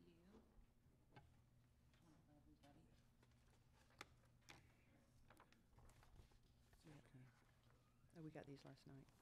Good morning. My name is Carolyn Reese Carpel, and I am with Florida Cannabis Action Network. We are Florida's oldest continuing cannabis reform organization, and we've been doing this for 20 years. I just gave you our legislative priorities for this year, and you're going to be hearing a lot about cannabis this session. I'm going to make this really quick. I'd like to invite y'all to Cannabis 101 at the Capitol on March 6th. It's going to be on the 3rd floor rotunda, and we'll send you an official invitation later. And Jody's going to see y'all next week up in Tallahassee, and I look forward to seeing you in March. And that's it. Great, thank you. Thank you. Okay, next we're going to have the Treasure Coast Bank, Treasure Coast Food Bank. Krista, there she is. And then after that we have Stephanie Austin and then Mary Jane. If you guys can just get on the queue and ready. Good morning. My name is Krista Garofol. I'm with the Treasure Coast Food Bank. Senator Mayfield, Representative Grell, thank you for having me. I'm here to talk a little bit about an appropriation we will be filing for this session.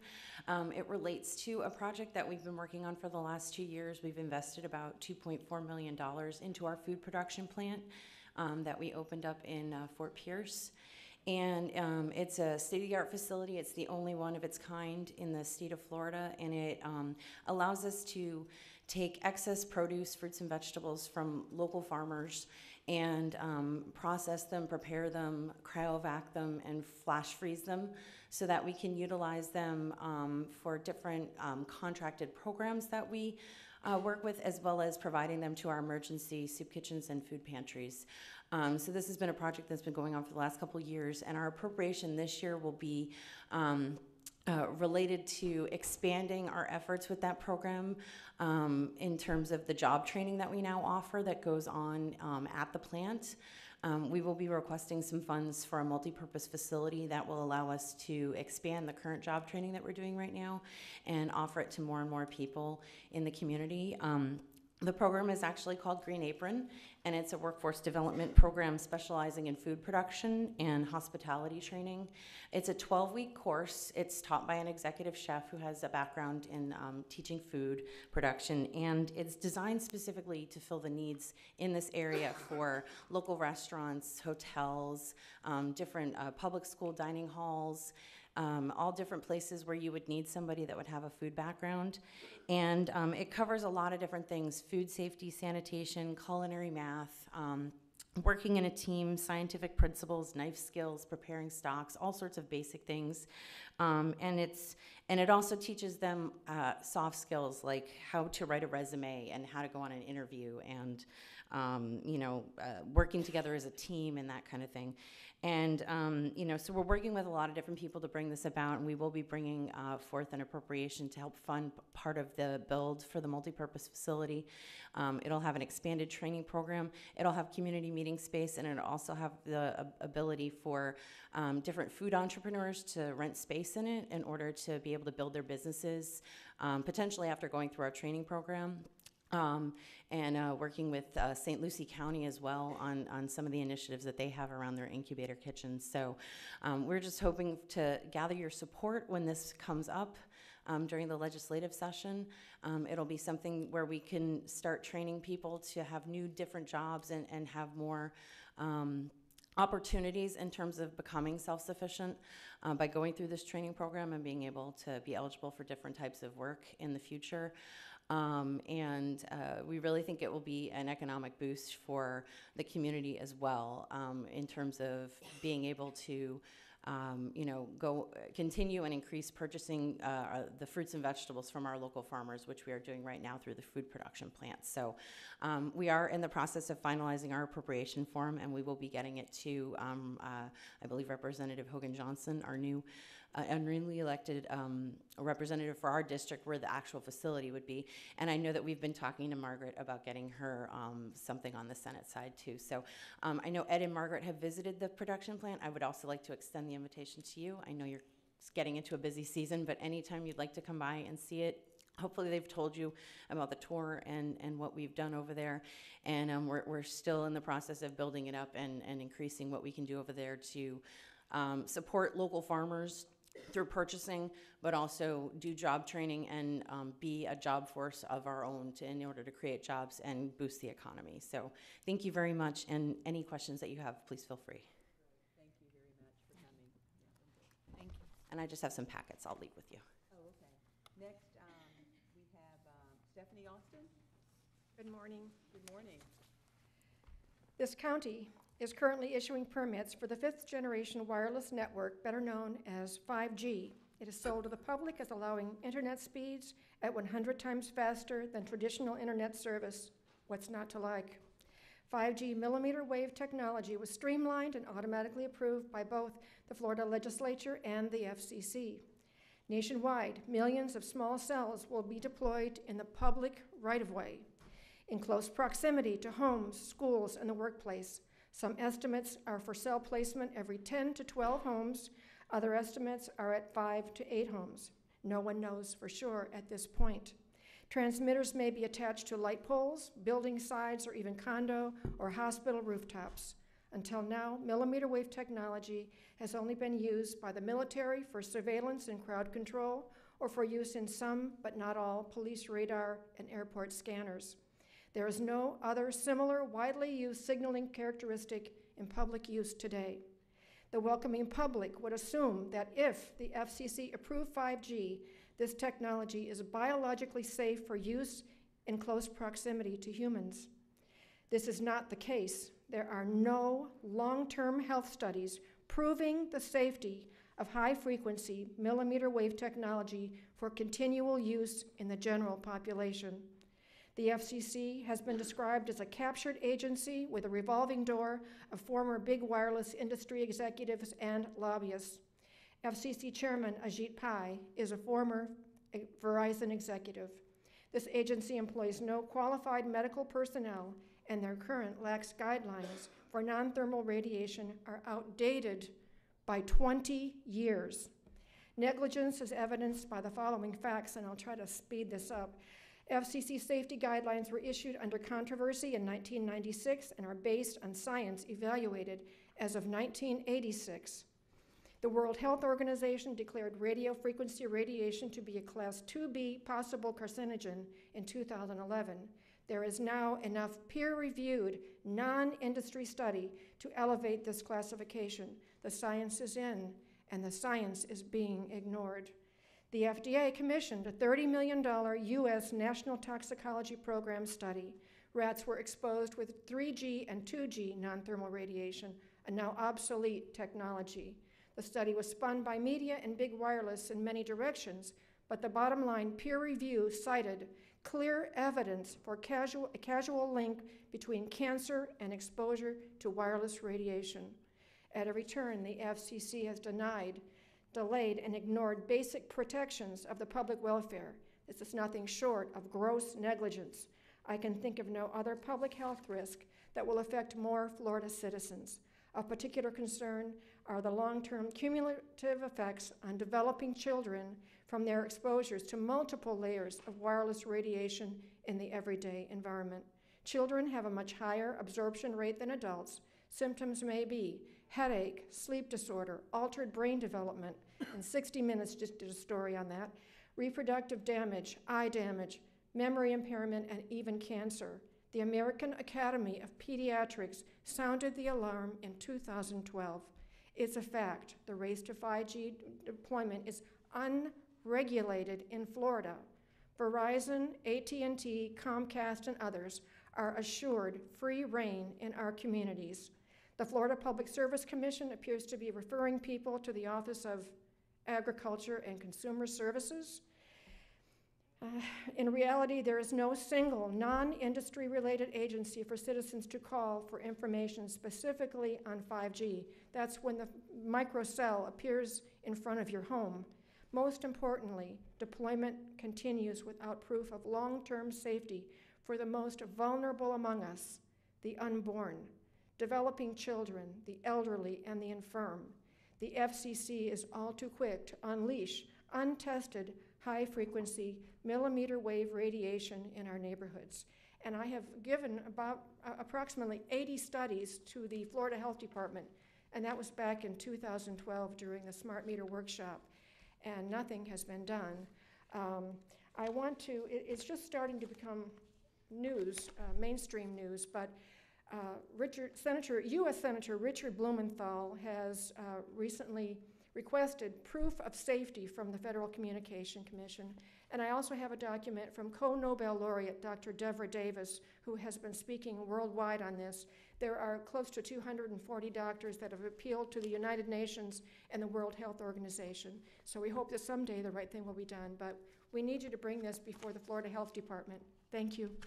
And I'd like to give you this paper, if I may.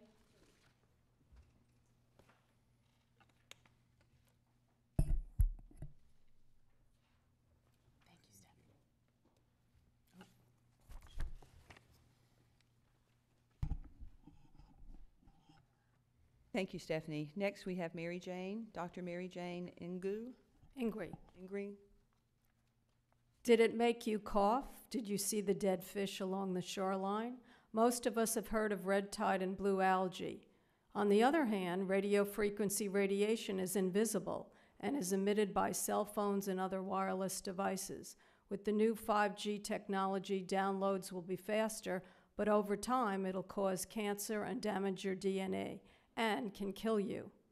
It's such a threat that a worldwide consortium of physicians and scientists from over 35 nations recommend a moratorium on the 5G rollout. There are many, many studies, as evidenced by the last speaker, highlighting the dangers of RF radiation, and I've included a letter by Dr. McClellan and Dr. Jaboyne for your review. When the rollout happens, it will add another layer of radiation which already exists from cell phones, cell towers, smart meters, modems for Wi-Fi. There are already stories about women who keep their phones in their bras get breast cancer, and people who live near cell towers who get brain cancer, like the 11 students from San Diego State University. That was documented in the film Take Back Your Power, which is available on the internet for free. With every new appliance has an embedded chip that can be read by your smart meter, both of which emit RF radiation and track usage. What will happen as radiation increases? We will have a cell tower in front of our homes with refrigerator-sized equipment cabinets weighing hundreds of pounds. A lovely sight that will decrease property values. The handout, What You Need to Know About 5G Wireless and Small Cells, which I attached, lists 20 facts about 5G. LessEMF.com sells products that are supposed to protect you from RF radiation. What does that tell you about the dangers? You are our government watchdog. Press the telecom companies to show us proof that 5G is safe. Will these small cells and cabinets be labeled with a warning that they are emitting radiation? Consumers need to know who is responsible for overseeing 5G. Did you know that the Florida Public Service Commission says 5G is not their responsibility? Where do we go with complaints or when accidents occur as a result of this 5G? Who will take the lead in this body of political leaders to establish accountability? There is no local control, so we can't go to the local officials. Are faster internet speeds worth the risk to health and safety of the citizens in Florida? Will 5G improve our quality of life? Is it simply another money-making proposition for the telecom industry and those who have invested in it? Americans value fairness. Is it fair to expose all of us to this radiation and significantly impair our health? It's just another case of profits over people. As legislators, you have the power to act on behalf of us. I never thought of myself as an environmentalist, but after studying radio frequency radiation, I realized that this silent killer is the most important environmental issue of our time. How many deaths will it take to energize and mobilize lawmakers to protect us and our fellow citizens to demand that we be protected?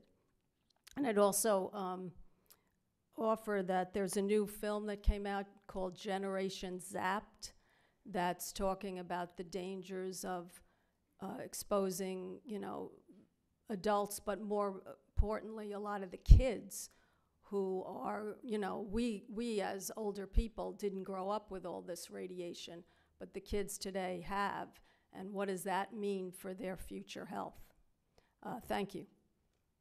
Great, thank you very much. Next, we're going to have Nick Shoehouse. No trains. Nick, there. Thank you. It's Nick Schaus. I live in the Schaus House South. Schaus. Another 3 minutes about death and killing.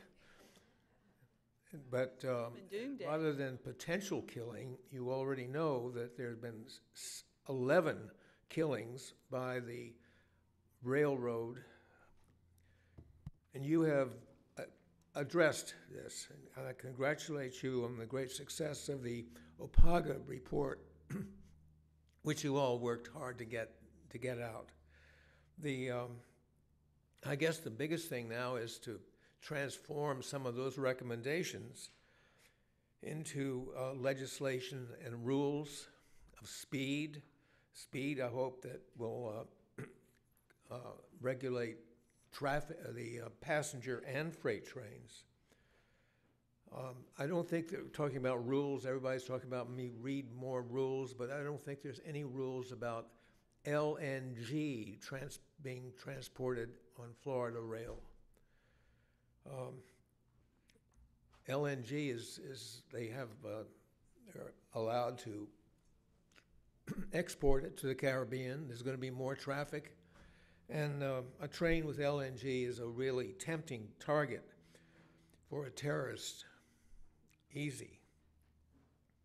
Finally, there's another fix that I read about in the Sun Sentinel that Florida's governor, the last one, authorized Brightline's cops, policemen of Brightline, to act as behalf of the state police of Florida when they're investigating rail accidents. This is incredible. And I hope that the Governor DeSantis doesn't do that, or if he finds out about it, he changes it. Certainly more deaths might be ruled accidents rather than suicides because of that, and we've seen that in the past. So there's a lot to do with OPAGA and the trains, and appreciate your past help. And I'm not asking for any money or anything else, just more rules. Thank you, thank you. Thank you very much. And the OPAGA study was actually I was concerned about the group that was going to do the OPAGA study, and to my surprise, they actually outlined the exact issues that Representative Graw and I had been fighting for the last 2 years. So it was a great tool to get on the OPAGA study. So we're going to be bringing that back this legislative session and try to implement some of those recommendations. And I'm sure Governor DeSantis will assist us in that, because he was very vocal when he was a congressman on the issues that we had in the Treasure Coast with the... Any way we can help you, let us know, please. We will. We certainly will. Thank you. Okay, next we have Plastic Free Florida, Megan Hoots, and she's also with the Florida Young Democrats. You're going to talk both? Yeah. Okay, let's just roll right into both of them then. Perfect. Good morning, Senator Mayfield and Representative Graw. My name is Megan Hoots, and I stand before you today as co-founder of Plastic Free Florida to stress the importance of banning single-use plastics in the state of Florida. Plastic pollution is a global issue, and Florida should be on the forefront of the solution. I implore our state legislators to take meaningful action that stems the massive flow of plastic waste into our delicate ecosystem. This year, there has been increased discussion about the global influence of plastics and the undeniable impacts of human and animal health, safety, and well-being. The horrifying statistics about the rates of plastic degradation, emergence of nanoplastics, and the presence of plastics in our food chain are all readily available. In the interest of time, I'm going to skip some dense statistics. Given the financial value of fishing and tourism in the state of Florida, the financial risk of allowing the flow of plastics to continue throughout our peninsula is just too great. In 2018, lawmakers passed a bill requiring the Department of Environmental Protection, DEP, to analyze the need for statewide regulations on auxiliary containers, wrappings, and disposable carryout bags based on environmental hazards. The legislature was given the report in 2010, and yet none of the recommendations contained in the report have been adopted. Until the legislature adopts the recommendations, local governments are banned from regulating those materials.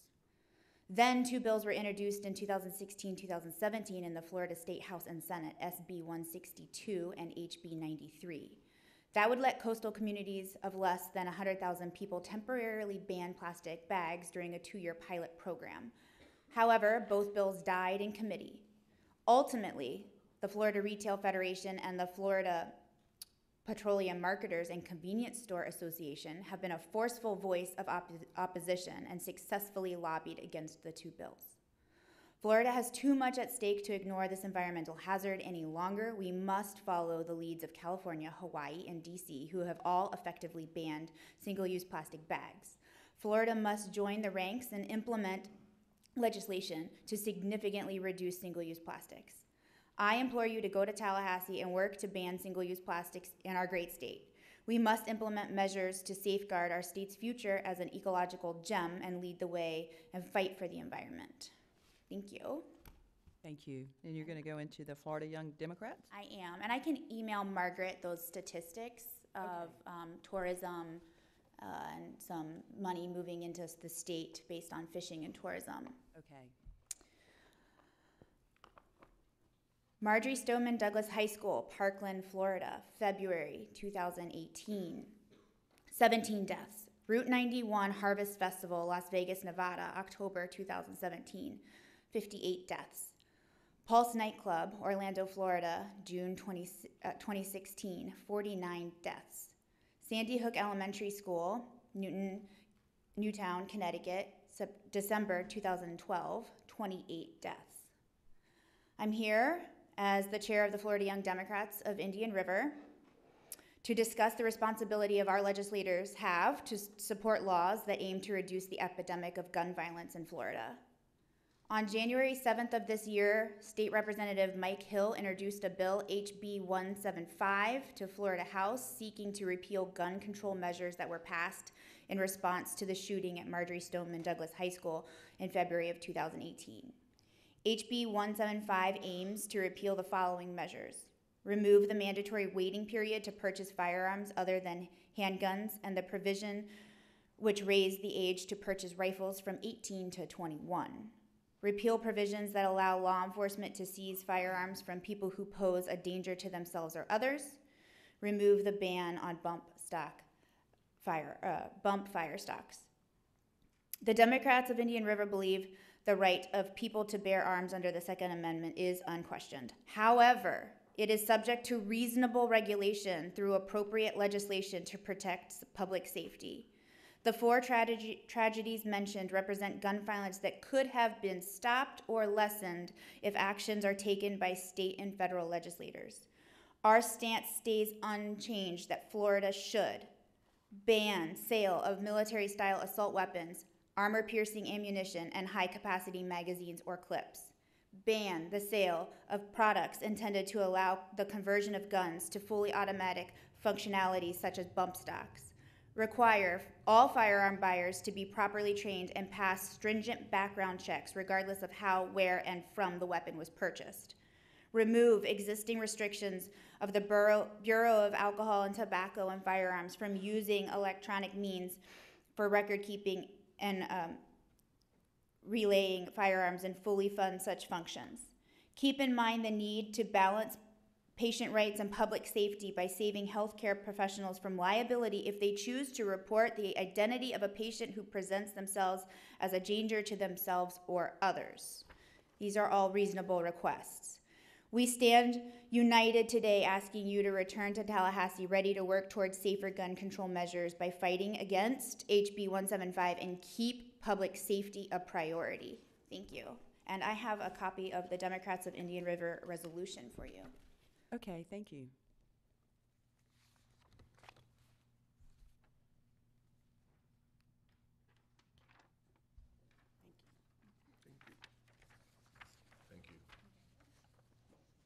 Thank you, Megan. Okay, next we are going to have the Democratic Executive Committee, Kim Lemare.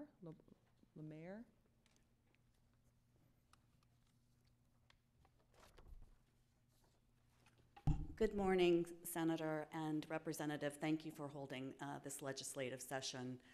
I thank you for your public service and representing all of the citizens of Indian River County. My name is actually Adriana Decanter, and I'm Vice Chair of the Democratic Executive Committee in Indian River County. My chair, Kim Lorimer, was supposed to speak today, but through no fault of her own, she has been at the Arnold Palmer Children's Hospital in Orlando with her daughter for the past week. Her daughter was diagnosed with mitochondrial disease at birth and has been in and out of hospitals her entire life. This is a child who received a 5-organ transplant at age 7 after numerous life-threatening illnesses and eventual organ failure. This is a child who, without appropriate health care, would probably not be alive today. Clearly, her mother needs health insurance that will cover pre-existing conditions, and her daughter, now a 16-year-old high school student here in Vero, will need affordable health care the rest of her life, well beyond the age of 26. Her mother would not be able to afford her hospital bills without the guarantee of the Affordable Care Act. This is the story for millions of Americans and Floridians. This is a story of only one such family in the districts you represent. The Democrats of Indian River support universal health care.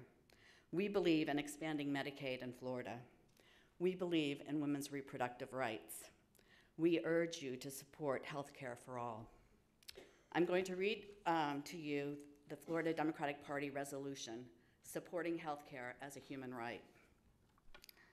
The Florida Democratic Party supports quality and guaranteed health care as a right for all Floridians and supports policies that work toward a more progressive health care system. The Florida Democratic Party aims to build a health care system that not only cares for the sick, but also emphasizes preventative health care. The Florida Democratic Party believes socioeconomic factors should not be a determining factor in access to quality health care. The Florida Democratic Party believes in protecting and advancing reproductive health and a woman's right to choose. The Florida Democratic Party believes health care is a human right. Health care should be guaranteed to every American, and the Florida Democratic Party supports health and wellness for all Floridians. The Florida Democratic Party shall fully support and advocate for a progressive health care system that ensures quality and guaranteed health care for all. The Florida Democratic Party shall fully support and advocate for Medicaid expansion in the state of Florida. We are committed to defending and advancing women's reproductive rights, including but not limited to a woman's right to choose, preventative health care, and access to contraceptives.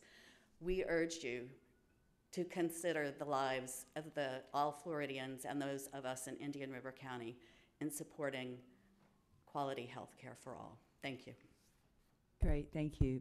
Next, we will hear from Lamar on Florida Stop Common Core. Lamar?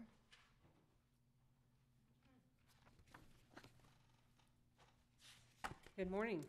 Thank you for this opportunity to talk to you about the concerns of your constituents.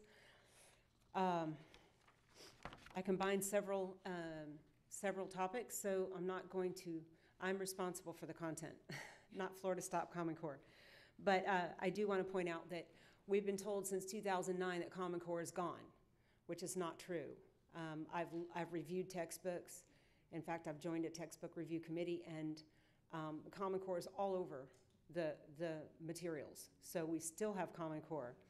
Professor James Milgram, who is also a professor at Stanford University of Math, was also part of the validation committee for Common Core standards when they were initially developed, and he refused to sign off on them because he said that students by 7th grade are 2 years behind math students in other countries. He also said that students who are entering Stanford University, a majority of them need remedial math, and only 5% of those intending to go into the field of STEM actually make it. So I think that's significant. I think it is time Governor DeSantis made that part of his campaign, that he was going to repeal Common Core, and let's make sure that that happens so that our kids get a higher quality, the highest standards of education. I would first like to discuss the tragic mass murder of 14 children and 3 adults that seldom are mentioned at the Marjorie Stoneman Douglas High School in Broward County, February 14, 2018, and the subsequent incorrect action taken by the Florida legislature with regard to the inalienable Second Amendment rights of Florida citizens under the banner of, quote, mental health, and justified by the mantra, because doing nothing wasn't an option. Unfortunately, 2 outspoken Broward County Sheriff's deputies who warned that this tragedy would be used to enact anti-gun legislation, Jason Fitzsimons and Marshall Peterson, a 28-year veteran of the Broward County Sheriff's Office, were found dead within days of each other, just weeks after the Stoneman Douglas shooting. Nancy Smith of the Florida Sunshine News, who notes that she stumbled upon the Fitzsimons story in a blog post titled Memory Hole Blog, created by James Tracy, seems to have been the only Florida media to cover the story about Fitzsimons. Even Snopes acknowledges that the story is partly true, yet the mainstream media ignored it. I called the Broward State's Attorney Office months ago, and the person I spoke with, whose name I do not recall, denied any knowledge of these deaths and wondered why the mainstream media did not cover the story. As Nancy writes, conspiracy theories have always turned me off, and I'm not posing one now. But doesn't anyone else want to know what happened to Broward County Sheriff's Deputy Jason Fitzsimons? She continues, Deputy Fitzsimons, 42, described as in an excellent state of mind and health, called in sick sometime on April 1st, 2018, and then died. His obituary read unexpectedly. Apparently he was found on his sofa. She then says, I called the sheriff's office and asked about him, was promised someone would get back to me, but no one ever did. I have the article here, which I will provide to Senator Mayfield. Unfortunately, I don't have extra copies. But this is what she says. The rub about Fitzsimons is his handiwork was all over social media after February 14th, questioning the motive behind the Marjorie Stoneman Douglas mass shooting. He believed the tragedy was being used to promote the Democrat Party's gun control agenda to gain traction in the upcoming election. On one Facebook posting, he had included Douglas student spokesman David Hogg photoshopped to look like an SS officer, complete with the Nazi salute and swastika above the caption, "We will march until we disarm every American." I was trying to reach Fitzsimons because I wanted to write a story on why he was challenging impassioned and grieving students so publicly, and frankly, because he seemed like quite a character and a great story fodder. Going back to the topic of mental health, which we must acknowledge is a very broad topic, Dr. Karen Ephraim of Education, Director for Eagle Forum and founder of Education Liberty Watch, in her article titled "Dangers of Expanding School Mental Health Screening and Treatment Programs," quote, "In many cases, the mental and behavioral problems of the perpetrators of school shootings are already known to the school or health systems. For example, the Parkland shooter's mental instability and blatant signs of his violent tendencies are evident for years, and multiple felonious actions were ignored." That is documented in this piece right here. I'll just read a couple short quotes from it. "Many at the school, the Sheriff's Department, and the Department of Children and Families knew his mental health problems. Increased mental screening would not have stopped that tragedy. The perpetrator was also involved in the Promise program, which sought to reduce suspensions and arrests at school for minority and disabled students. In the opinion of many scholars, parents, and teachers, such programs, when combined with the Obama-era school discipline guidance, created an unsafe environment at Parkland and across the nation by preventing the felony arrests that would remove the offender's ability to legally purchase a firearm." And just a little bit more. "Mental health diagnostic criteria are readily admitted to be subjective and difficult to use in children and teens who are all undergoing rapid developmental changes. Under the right circumstances, everyone could be considered at risk for mental health problems. This assessment comes from multiple prominent psychiatric organizations, including the World Health Organization, the U.S. Surgeon General, and the American Psychiatric Association. It therefore makes little sense to screen at-risk kids because the net would become impossibly large. Mental screening is notoriously inaccurate, with several commonly used instruments having approximately 60 to 85% false positive rates. And as an anecdotal note to that, I have several friends who had pregnancy tests during their pregnancies and were told that their babies were going to be born with Down syndrome, and those tests proved to be false. It could have ended in termination of their pregnancies, and instead they wound up having beautiful, perfect babies. So I think that analogy applies. If we truly care about the safety of children, we must acknowledge that good guys with guns often stop bad guys with guns. As many will recall, in March of last year, just after the Parkland shootings, a potential mass murderer walked into Great Mills High School in Maryland and shot 2 of his fellow classmates. It's documented in this town hall article by Katie Pavlik. When the shooting took place, our school resource officer, who was stationed inside the school, this school resource officer did his job, and he pursued the shooter, engaged the shooter. During that engagement, he fired a round at the shooter. Simultaneously, the shooter fired a round as well. St. Mary's County Sheriff Tim Cameron said during a press briefing, the school resource officer was not struck or harmed. As of publishing, it's unclear whether the assailant was killed by the officer or took his own life. Either way, the threat was subdued by the officer's engagement, saving countless lives. After Parkland, President Trump and senior administration officials proposed and implemented additional federal resources through the Departments of Education, Homeland Security, and Justice to prevent and combat school shootings. We have to take steps to harden our schools so they are less vulnerable to attack. Despite the outrage from the anti-gun lobby, this isn't a new proposal. In the 1990s, President Clinton requested that federal agencies allocate additional school resources for armed resource officers. In hundreds of school districts around the country, teachers are willing to carry firearms inside the classroom to protect their students. Lamar, you're getting close to the end. Okay, let's see if I can quickly go through this.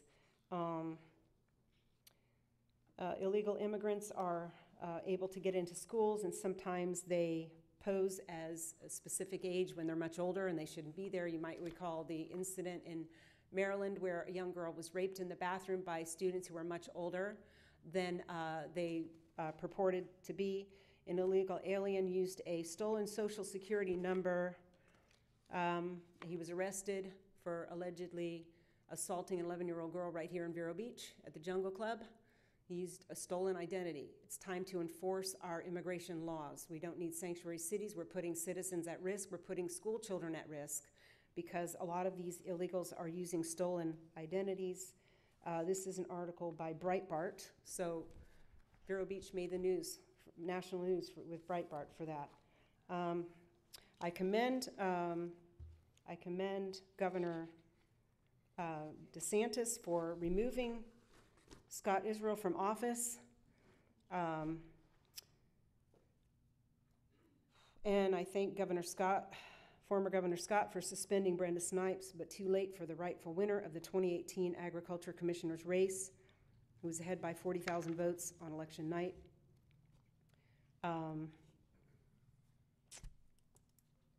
That's about it. Very good. Okay. So, thank you. And I am giving you these articles for your records. I appreciate the time. Thank you, Lamar. And also, Dr. Boone, Hamilton Boone, was at our delegation meeting last night in Brevard County. He talked about the instructional material and talked about Common Core. So, great, thank you. And we'll see some of that this year, and especially with our new Commissioner of Education, former Speaker Richard Corcoran. I think we're going to see some of the cleanup in the education department in Tallahassee. Thank you. Thank you very much. And I appreciate Mike Hill's initiative to restore gun rights. Thank you. Okay, we are now into our speaking cards, and I have three. We have, unfortunately, no name, but it's the Pelican Island Audubon. It talks about Amendment 1 and biosolids.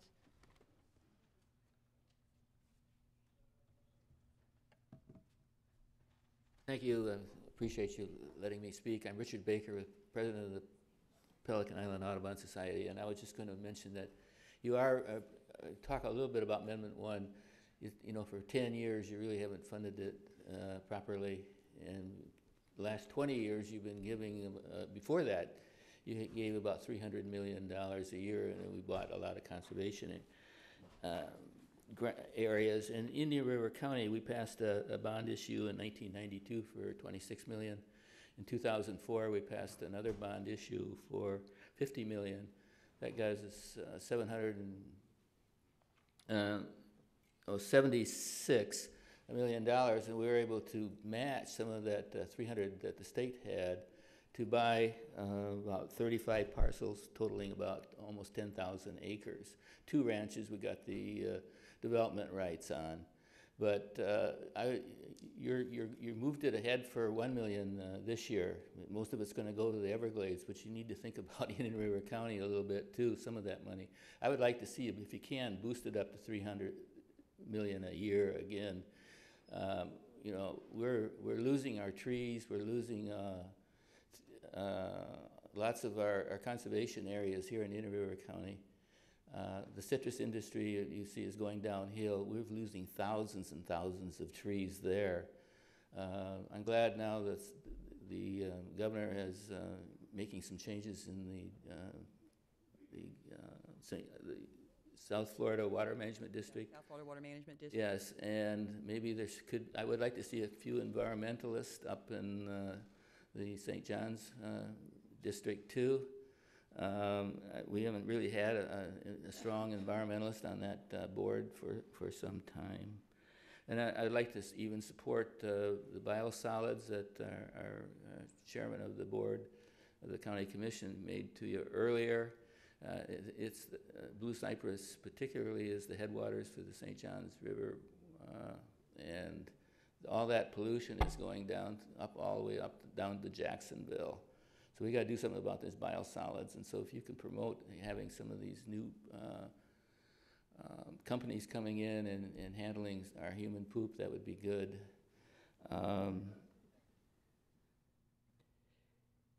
I think that's it. I appreciate what you're doing and looking after Indian River County and Brevard County and the whole river we got here. Thank you very much. Great, thank you, Mr. Baker. And I think we'll see some legislation on the biosolids this year. as well. Next, we have ADRC. Kelly Wilson.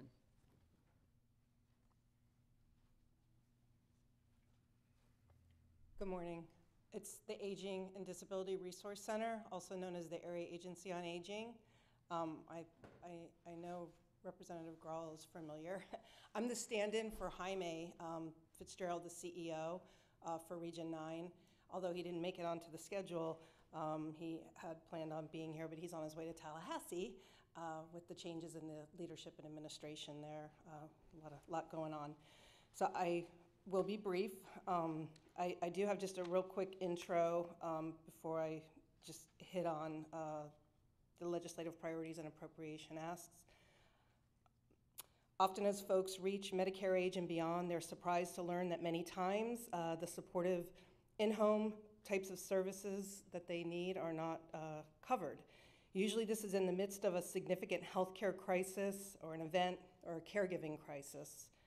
With the cost of care and services private pay for in-home nursing or just homemaker services ranging from $18 to $24 an hour, the cost for assisted living, on the low end, $3,800 upwards of $6,000 a month, and nursing home private pay rates that can range between $8,000 and $12,000 monthly. It's very easy to see why and how those that live into their 80s or 90s, which is not uncommon, can often outlive their financial resources.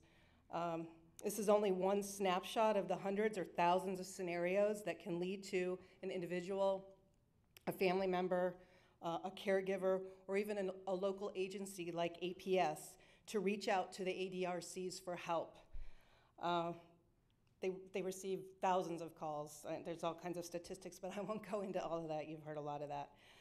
The one common thing that we do here is that folks really do want to try to remain in their home. They want to maintain their dignity and as much independence as they possibly can. And the Area Agency on Aging, Region 9 and throughout the state and nation really are tasked with helping our elderly population move through this complex system. Under Florida statute and the Federal Older Americans Act enacted by Congress, the ADRCs contract with the Florida Department of Elder Affairs, and they are responsible for a myriad of things that I can't even go into. And I have the sheets here, and you may have gotten them already. You certainly will, and you'll probably see them multiple times. But the breadth of programs and services that they deal with, whether it be financial crimes, caregiving, Meals on Wheels, through all of the partners and lead agencies.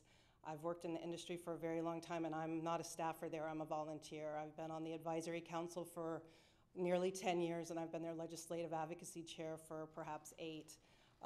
This is the first time in my tenure with them that we've had a pretty heavy lift for our legislative priority and appropriation asks. Traditionally, it's been kind of two things: the wait list that we hear a lot about. This time we've definitely focused on other needs which demonstrate the growing needs statewide. Earlier, someone from the Alzheimer's Association or one of those organizations touched on some statistics which are focused in. One of our priority asks is to increase the funding to establish contract management position to administer the Alzheimer's Disease Initiative Fund and Services, which is critical, the ADI, which I'm sure those folks are very aware of. The area agencies receive no state funding from DOEA to pay for the contract management there. One of the other key things is the funding for the Medicaid workload under the statewide Medicaid Managed Care Program, which our state rolled out in 2013.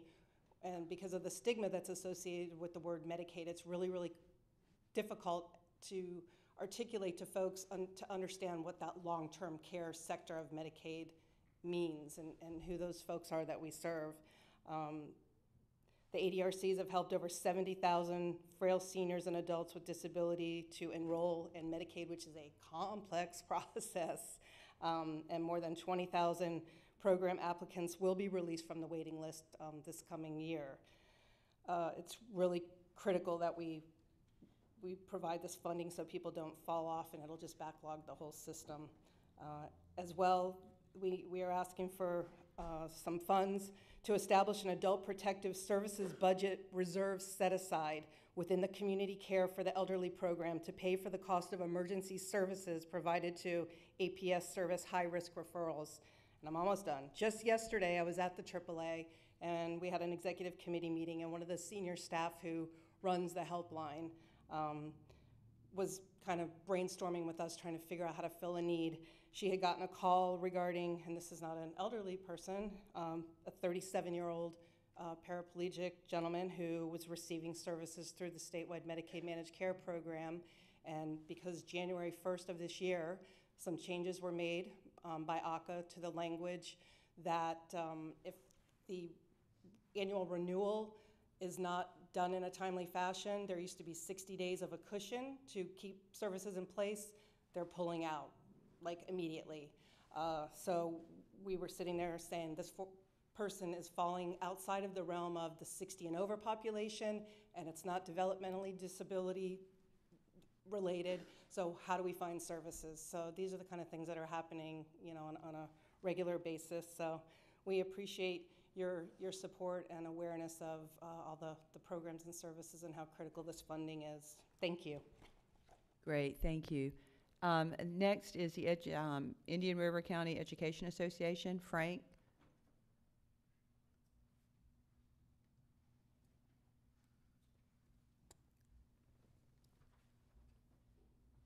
Thank you, Senator Mayfield and Representative Grahl, for having us today. My name is Frank Peterman, and I represent the Indian River County Education Association.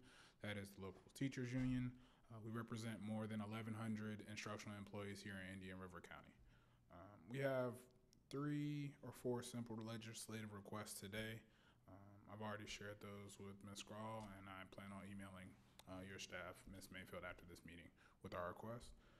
The first is that we are requesting a $250 increase to the base student allocation for the 2019-2020 school year. This would create about $4.5 million in new dollars for the Indian River County School District. And for perspective, we were originally last year expecting $110 per student and base student allocation increases last year before the Parkland tragedy. And that $110 was reduced to about 47 cents per student.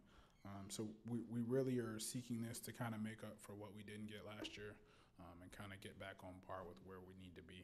And for example, that 47 cents per student equals about $10,000 in new money that came into the budget last year for operating expenses. So that I think you can kind of get why we're asking for more.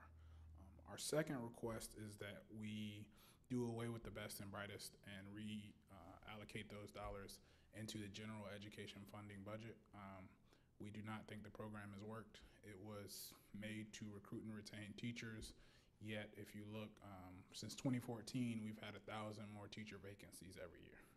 I think there's better ways that we can spend $70 million in taxpayers' money.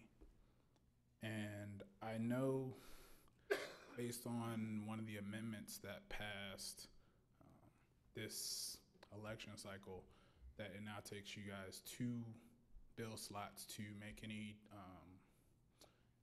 increases to any tax. Two-thirds. And 2/3 of the legislature, excuse me.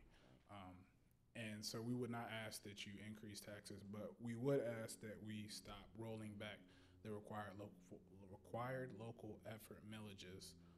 We lost about $370 million across the state in tax revenue based on rolling the millage back last year. So we would just ask that it don't be, I guess my point is sometimes it's not about raising taxes or getting new money, it's just allowing us to collect what's there. We've had millions of dollars in infrastructure and construction and new housing around the state that we haven't been able to collect tax revenue on. And then our last ask is that the legislature put traditional public schools first. We realize that charter and private schools have their place in the education realm. They're not going anywhere, but 90% of our students still attend traditional public schools. It seems like for the better part of the last 2 decades, The legislature has put a heavy emphasis on charter and private schools, and we ask that that emphasis start to shift back to our traditional public schools. You guys have any questions for me? Great, thank you, Mr. Peterson. Any questions? Great. Thank you for sticking us out here through the whole presentation. The next is our last speaker, unless someone else has come in since I received the last card, is Lisa Reineman with St. John's River Keepers. Good morning, Senator Mayfield and Representative Grahl. Thank you so much for your service, your leadership, and the opportunity to speak this morning. And my name is Lisa Reineman, St. John's River Keeper, and I'm here to underscore the comments you've already heard about the unsustainable practice of land application of biosolids or sewage sludge, and also to broaden the discussion just a bit.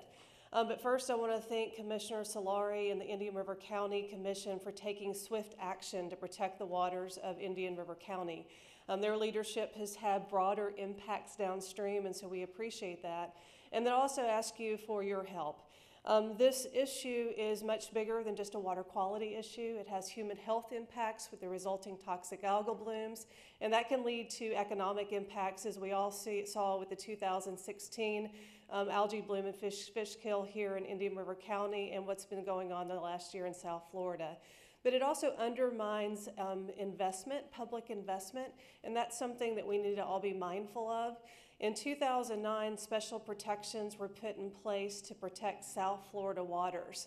That resulted in the transfer of nearly 70, actually more than 70% of all of the sewage sludge Class B that's produced in the state of Florida to a 3-county area. Those 3 counties are Indian River County, Brevard County, and Osceola County. More than 80,000 tons of sewage sludge has been permitted annually since the special protections were put in place in South Florida. That undermines the investment in the restoration of the headwaters, which was hundreds of millions of dollars of federal and state money, and it's currently undermining protections downstream. Every single basin management action plan in the St. Johns River depends on a reduction of nutrient pollution in the headwaters. 90%, more than 90% of the pollution that's heading downstream from the headwaters is contributing to the reduction goals in the middle basin as well as the lower basin. And so every dollar put in by local governments, every dollar that's put in by state government to remove that pollution is being undermined by this practice here in the headwaters of the St. Johns. And so that is one piece of the puzzle. The second part is as we're focusing on more sewer connections, more transfer of septic to sewage. If we don't have a statewide sustainable plan to deal with sewage sludge, we're just moving the pollution around. Because as you take septic tanks offline, yes, you're removing that risk, but if you're putting it into a wastewater treatment facility that's then spreading their sewage sludge on land, you're just putting it back into the water system. So we're asking for your help in making sure that North Florida waters, Central Florida waters, all of Florida waters have the same protections that South Florida currently has from this unsustainable practice. And then also we look at new technologies, pilot projects, and ways to have a long-term strategy to deal with human waste in the state of Florida to protect us from toxic algae blooms, to protect our water economy, and to protect our waters for future generations. So I look forward to working with you all. We were pleasantly surprised and cautiously optimistic about the governor's executive order last week. He has presented a framework for us to do this work together. And I say cautiously optimistic because we're concerned it does prioritize South Florida waters. And after seeing what happened last year, we understand that prioritization, but we know that toxic algae blooms happen throughout the state. We have nutrient pollution throughout the state. And the sewage sludge is an example. If you prioritize one area over another, there can be unintended consequences. So we hope to work with you and all of your colleagues throughout Florida to make sure that we prioritize all of Florida waters for future generations. But thank you for your time today. Thank you very much, and your point is well taken on we're just shifting one problem to another problem if we don't resolve the last problem, which is the biosolids. So that is a good point, and I do think that Governor DeSantis is going to be looking at it as a holistic approach. That's my impression of it, and I'm sure Representative Graw, she and I both will be up there fighting to make sure that our region gets a share of the fix, if you will, for our water quality. And again, I'll reiterate, Dr. LaPointe did an excellent job bringing it to the forefront.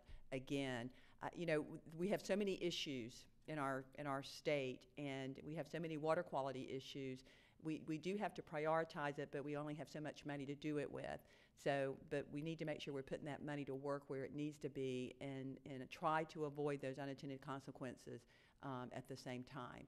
So we will be, she and I both will be working very hard to make sure that Governor DeSantis understands our region's impact. This just is not, we've taken on South Florida's issues for a long time, and now it's time for us to refocus and make sure that we're at the top of it, and that includes all of our national estuaries that we have in the state of Florida. So thank you very much.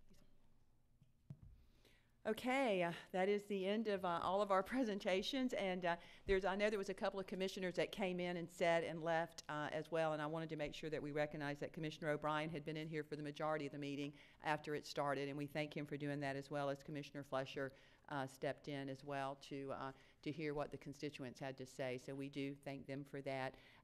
Now we move on to our next item of business, which is the nominating the next chair. We rotate chairs, and it's kind of easy. There's only two of us. So I nominate Representative Graw to be our chair next year, and all in favor? Aye. You have to say aye. And then I'd like to represent Senator Mayfield to be our vice chair next year. All in favor? Aye.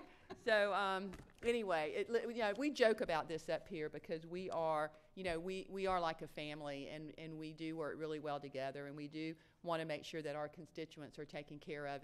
And I will tell you, we are fortunate to live in a community that we live in here in Indian River County, where there's so many people that care about all of our issues. And so, one, I want to thank you for coming out and sharing your concerns with us. And I'm sure, any closing remarks, Representative Graw? I just want to thank you all as well. I'm sure you all know we're hitting the beginning of this legislative session, and so you're going to see legislators from all over the state proposing solutions to many different problems, including our water challenges. Look at all of those proposed solutions as an opportunity to be involved in the conversation, and know that the process of sausage making with your involvement will hopefully give us the best product at the end. So the first draft of bills that are filed, it's the beginning of a conversation. I know that's challenging sometimes at home to understand that, but remember, we aren't a full-time legislature. We're not with each other every month, able to talk about these policies. And there's something that's very different about being in person with colleagues in Tallahassee than trying to have phone conferences to come up with these solutions in the interim. Not that the work stops, but so please stay involved in the conversation. I know Senator Mayfield and I know that we have experts in this community on many of the issues we face, and we rely on all of you, and we welcome your input as things move. And if you can't get a hold of us, we both have great staffs who are always, believe me, they get information in front of us. They make sure we know what's happening if we aren't able to be on the phone immediately or in a meeting. So thank you all for being here and for participating. And thank you, Senator Mayfield, for your leadership as chair over the last year. Miss me. Oh, thank you, Representative Graw.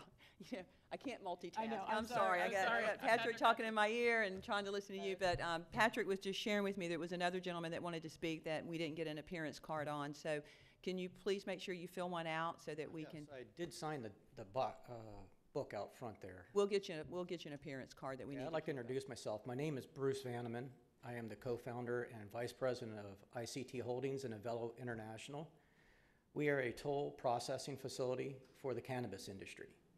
We process biomass from hemp and turn it into various products for the nutraceutical industry, the bio industry, but also we've just started the process of taking the biomass and turning it into single-serving straws, biodegradable products for the service industry that everybody's concerned about.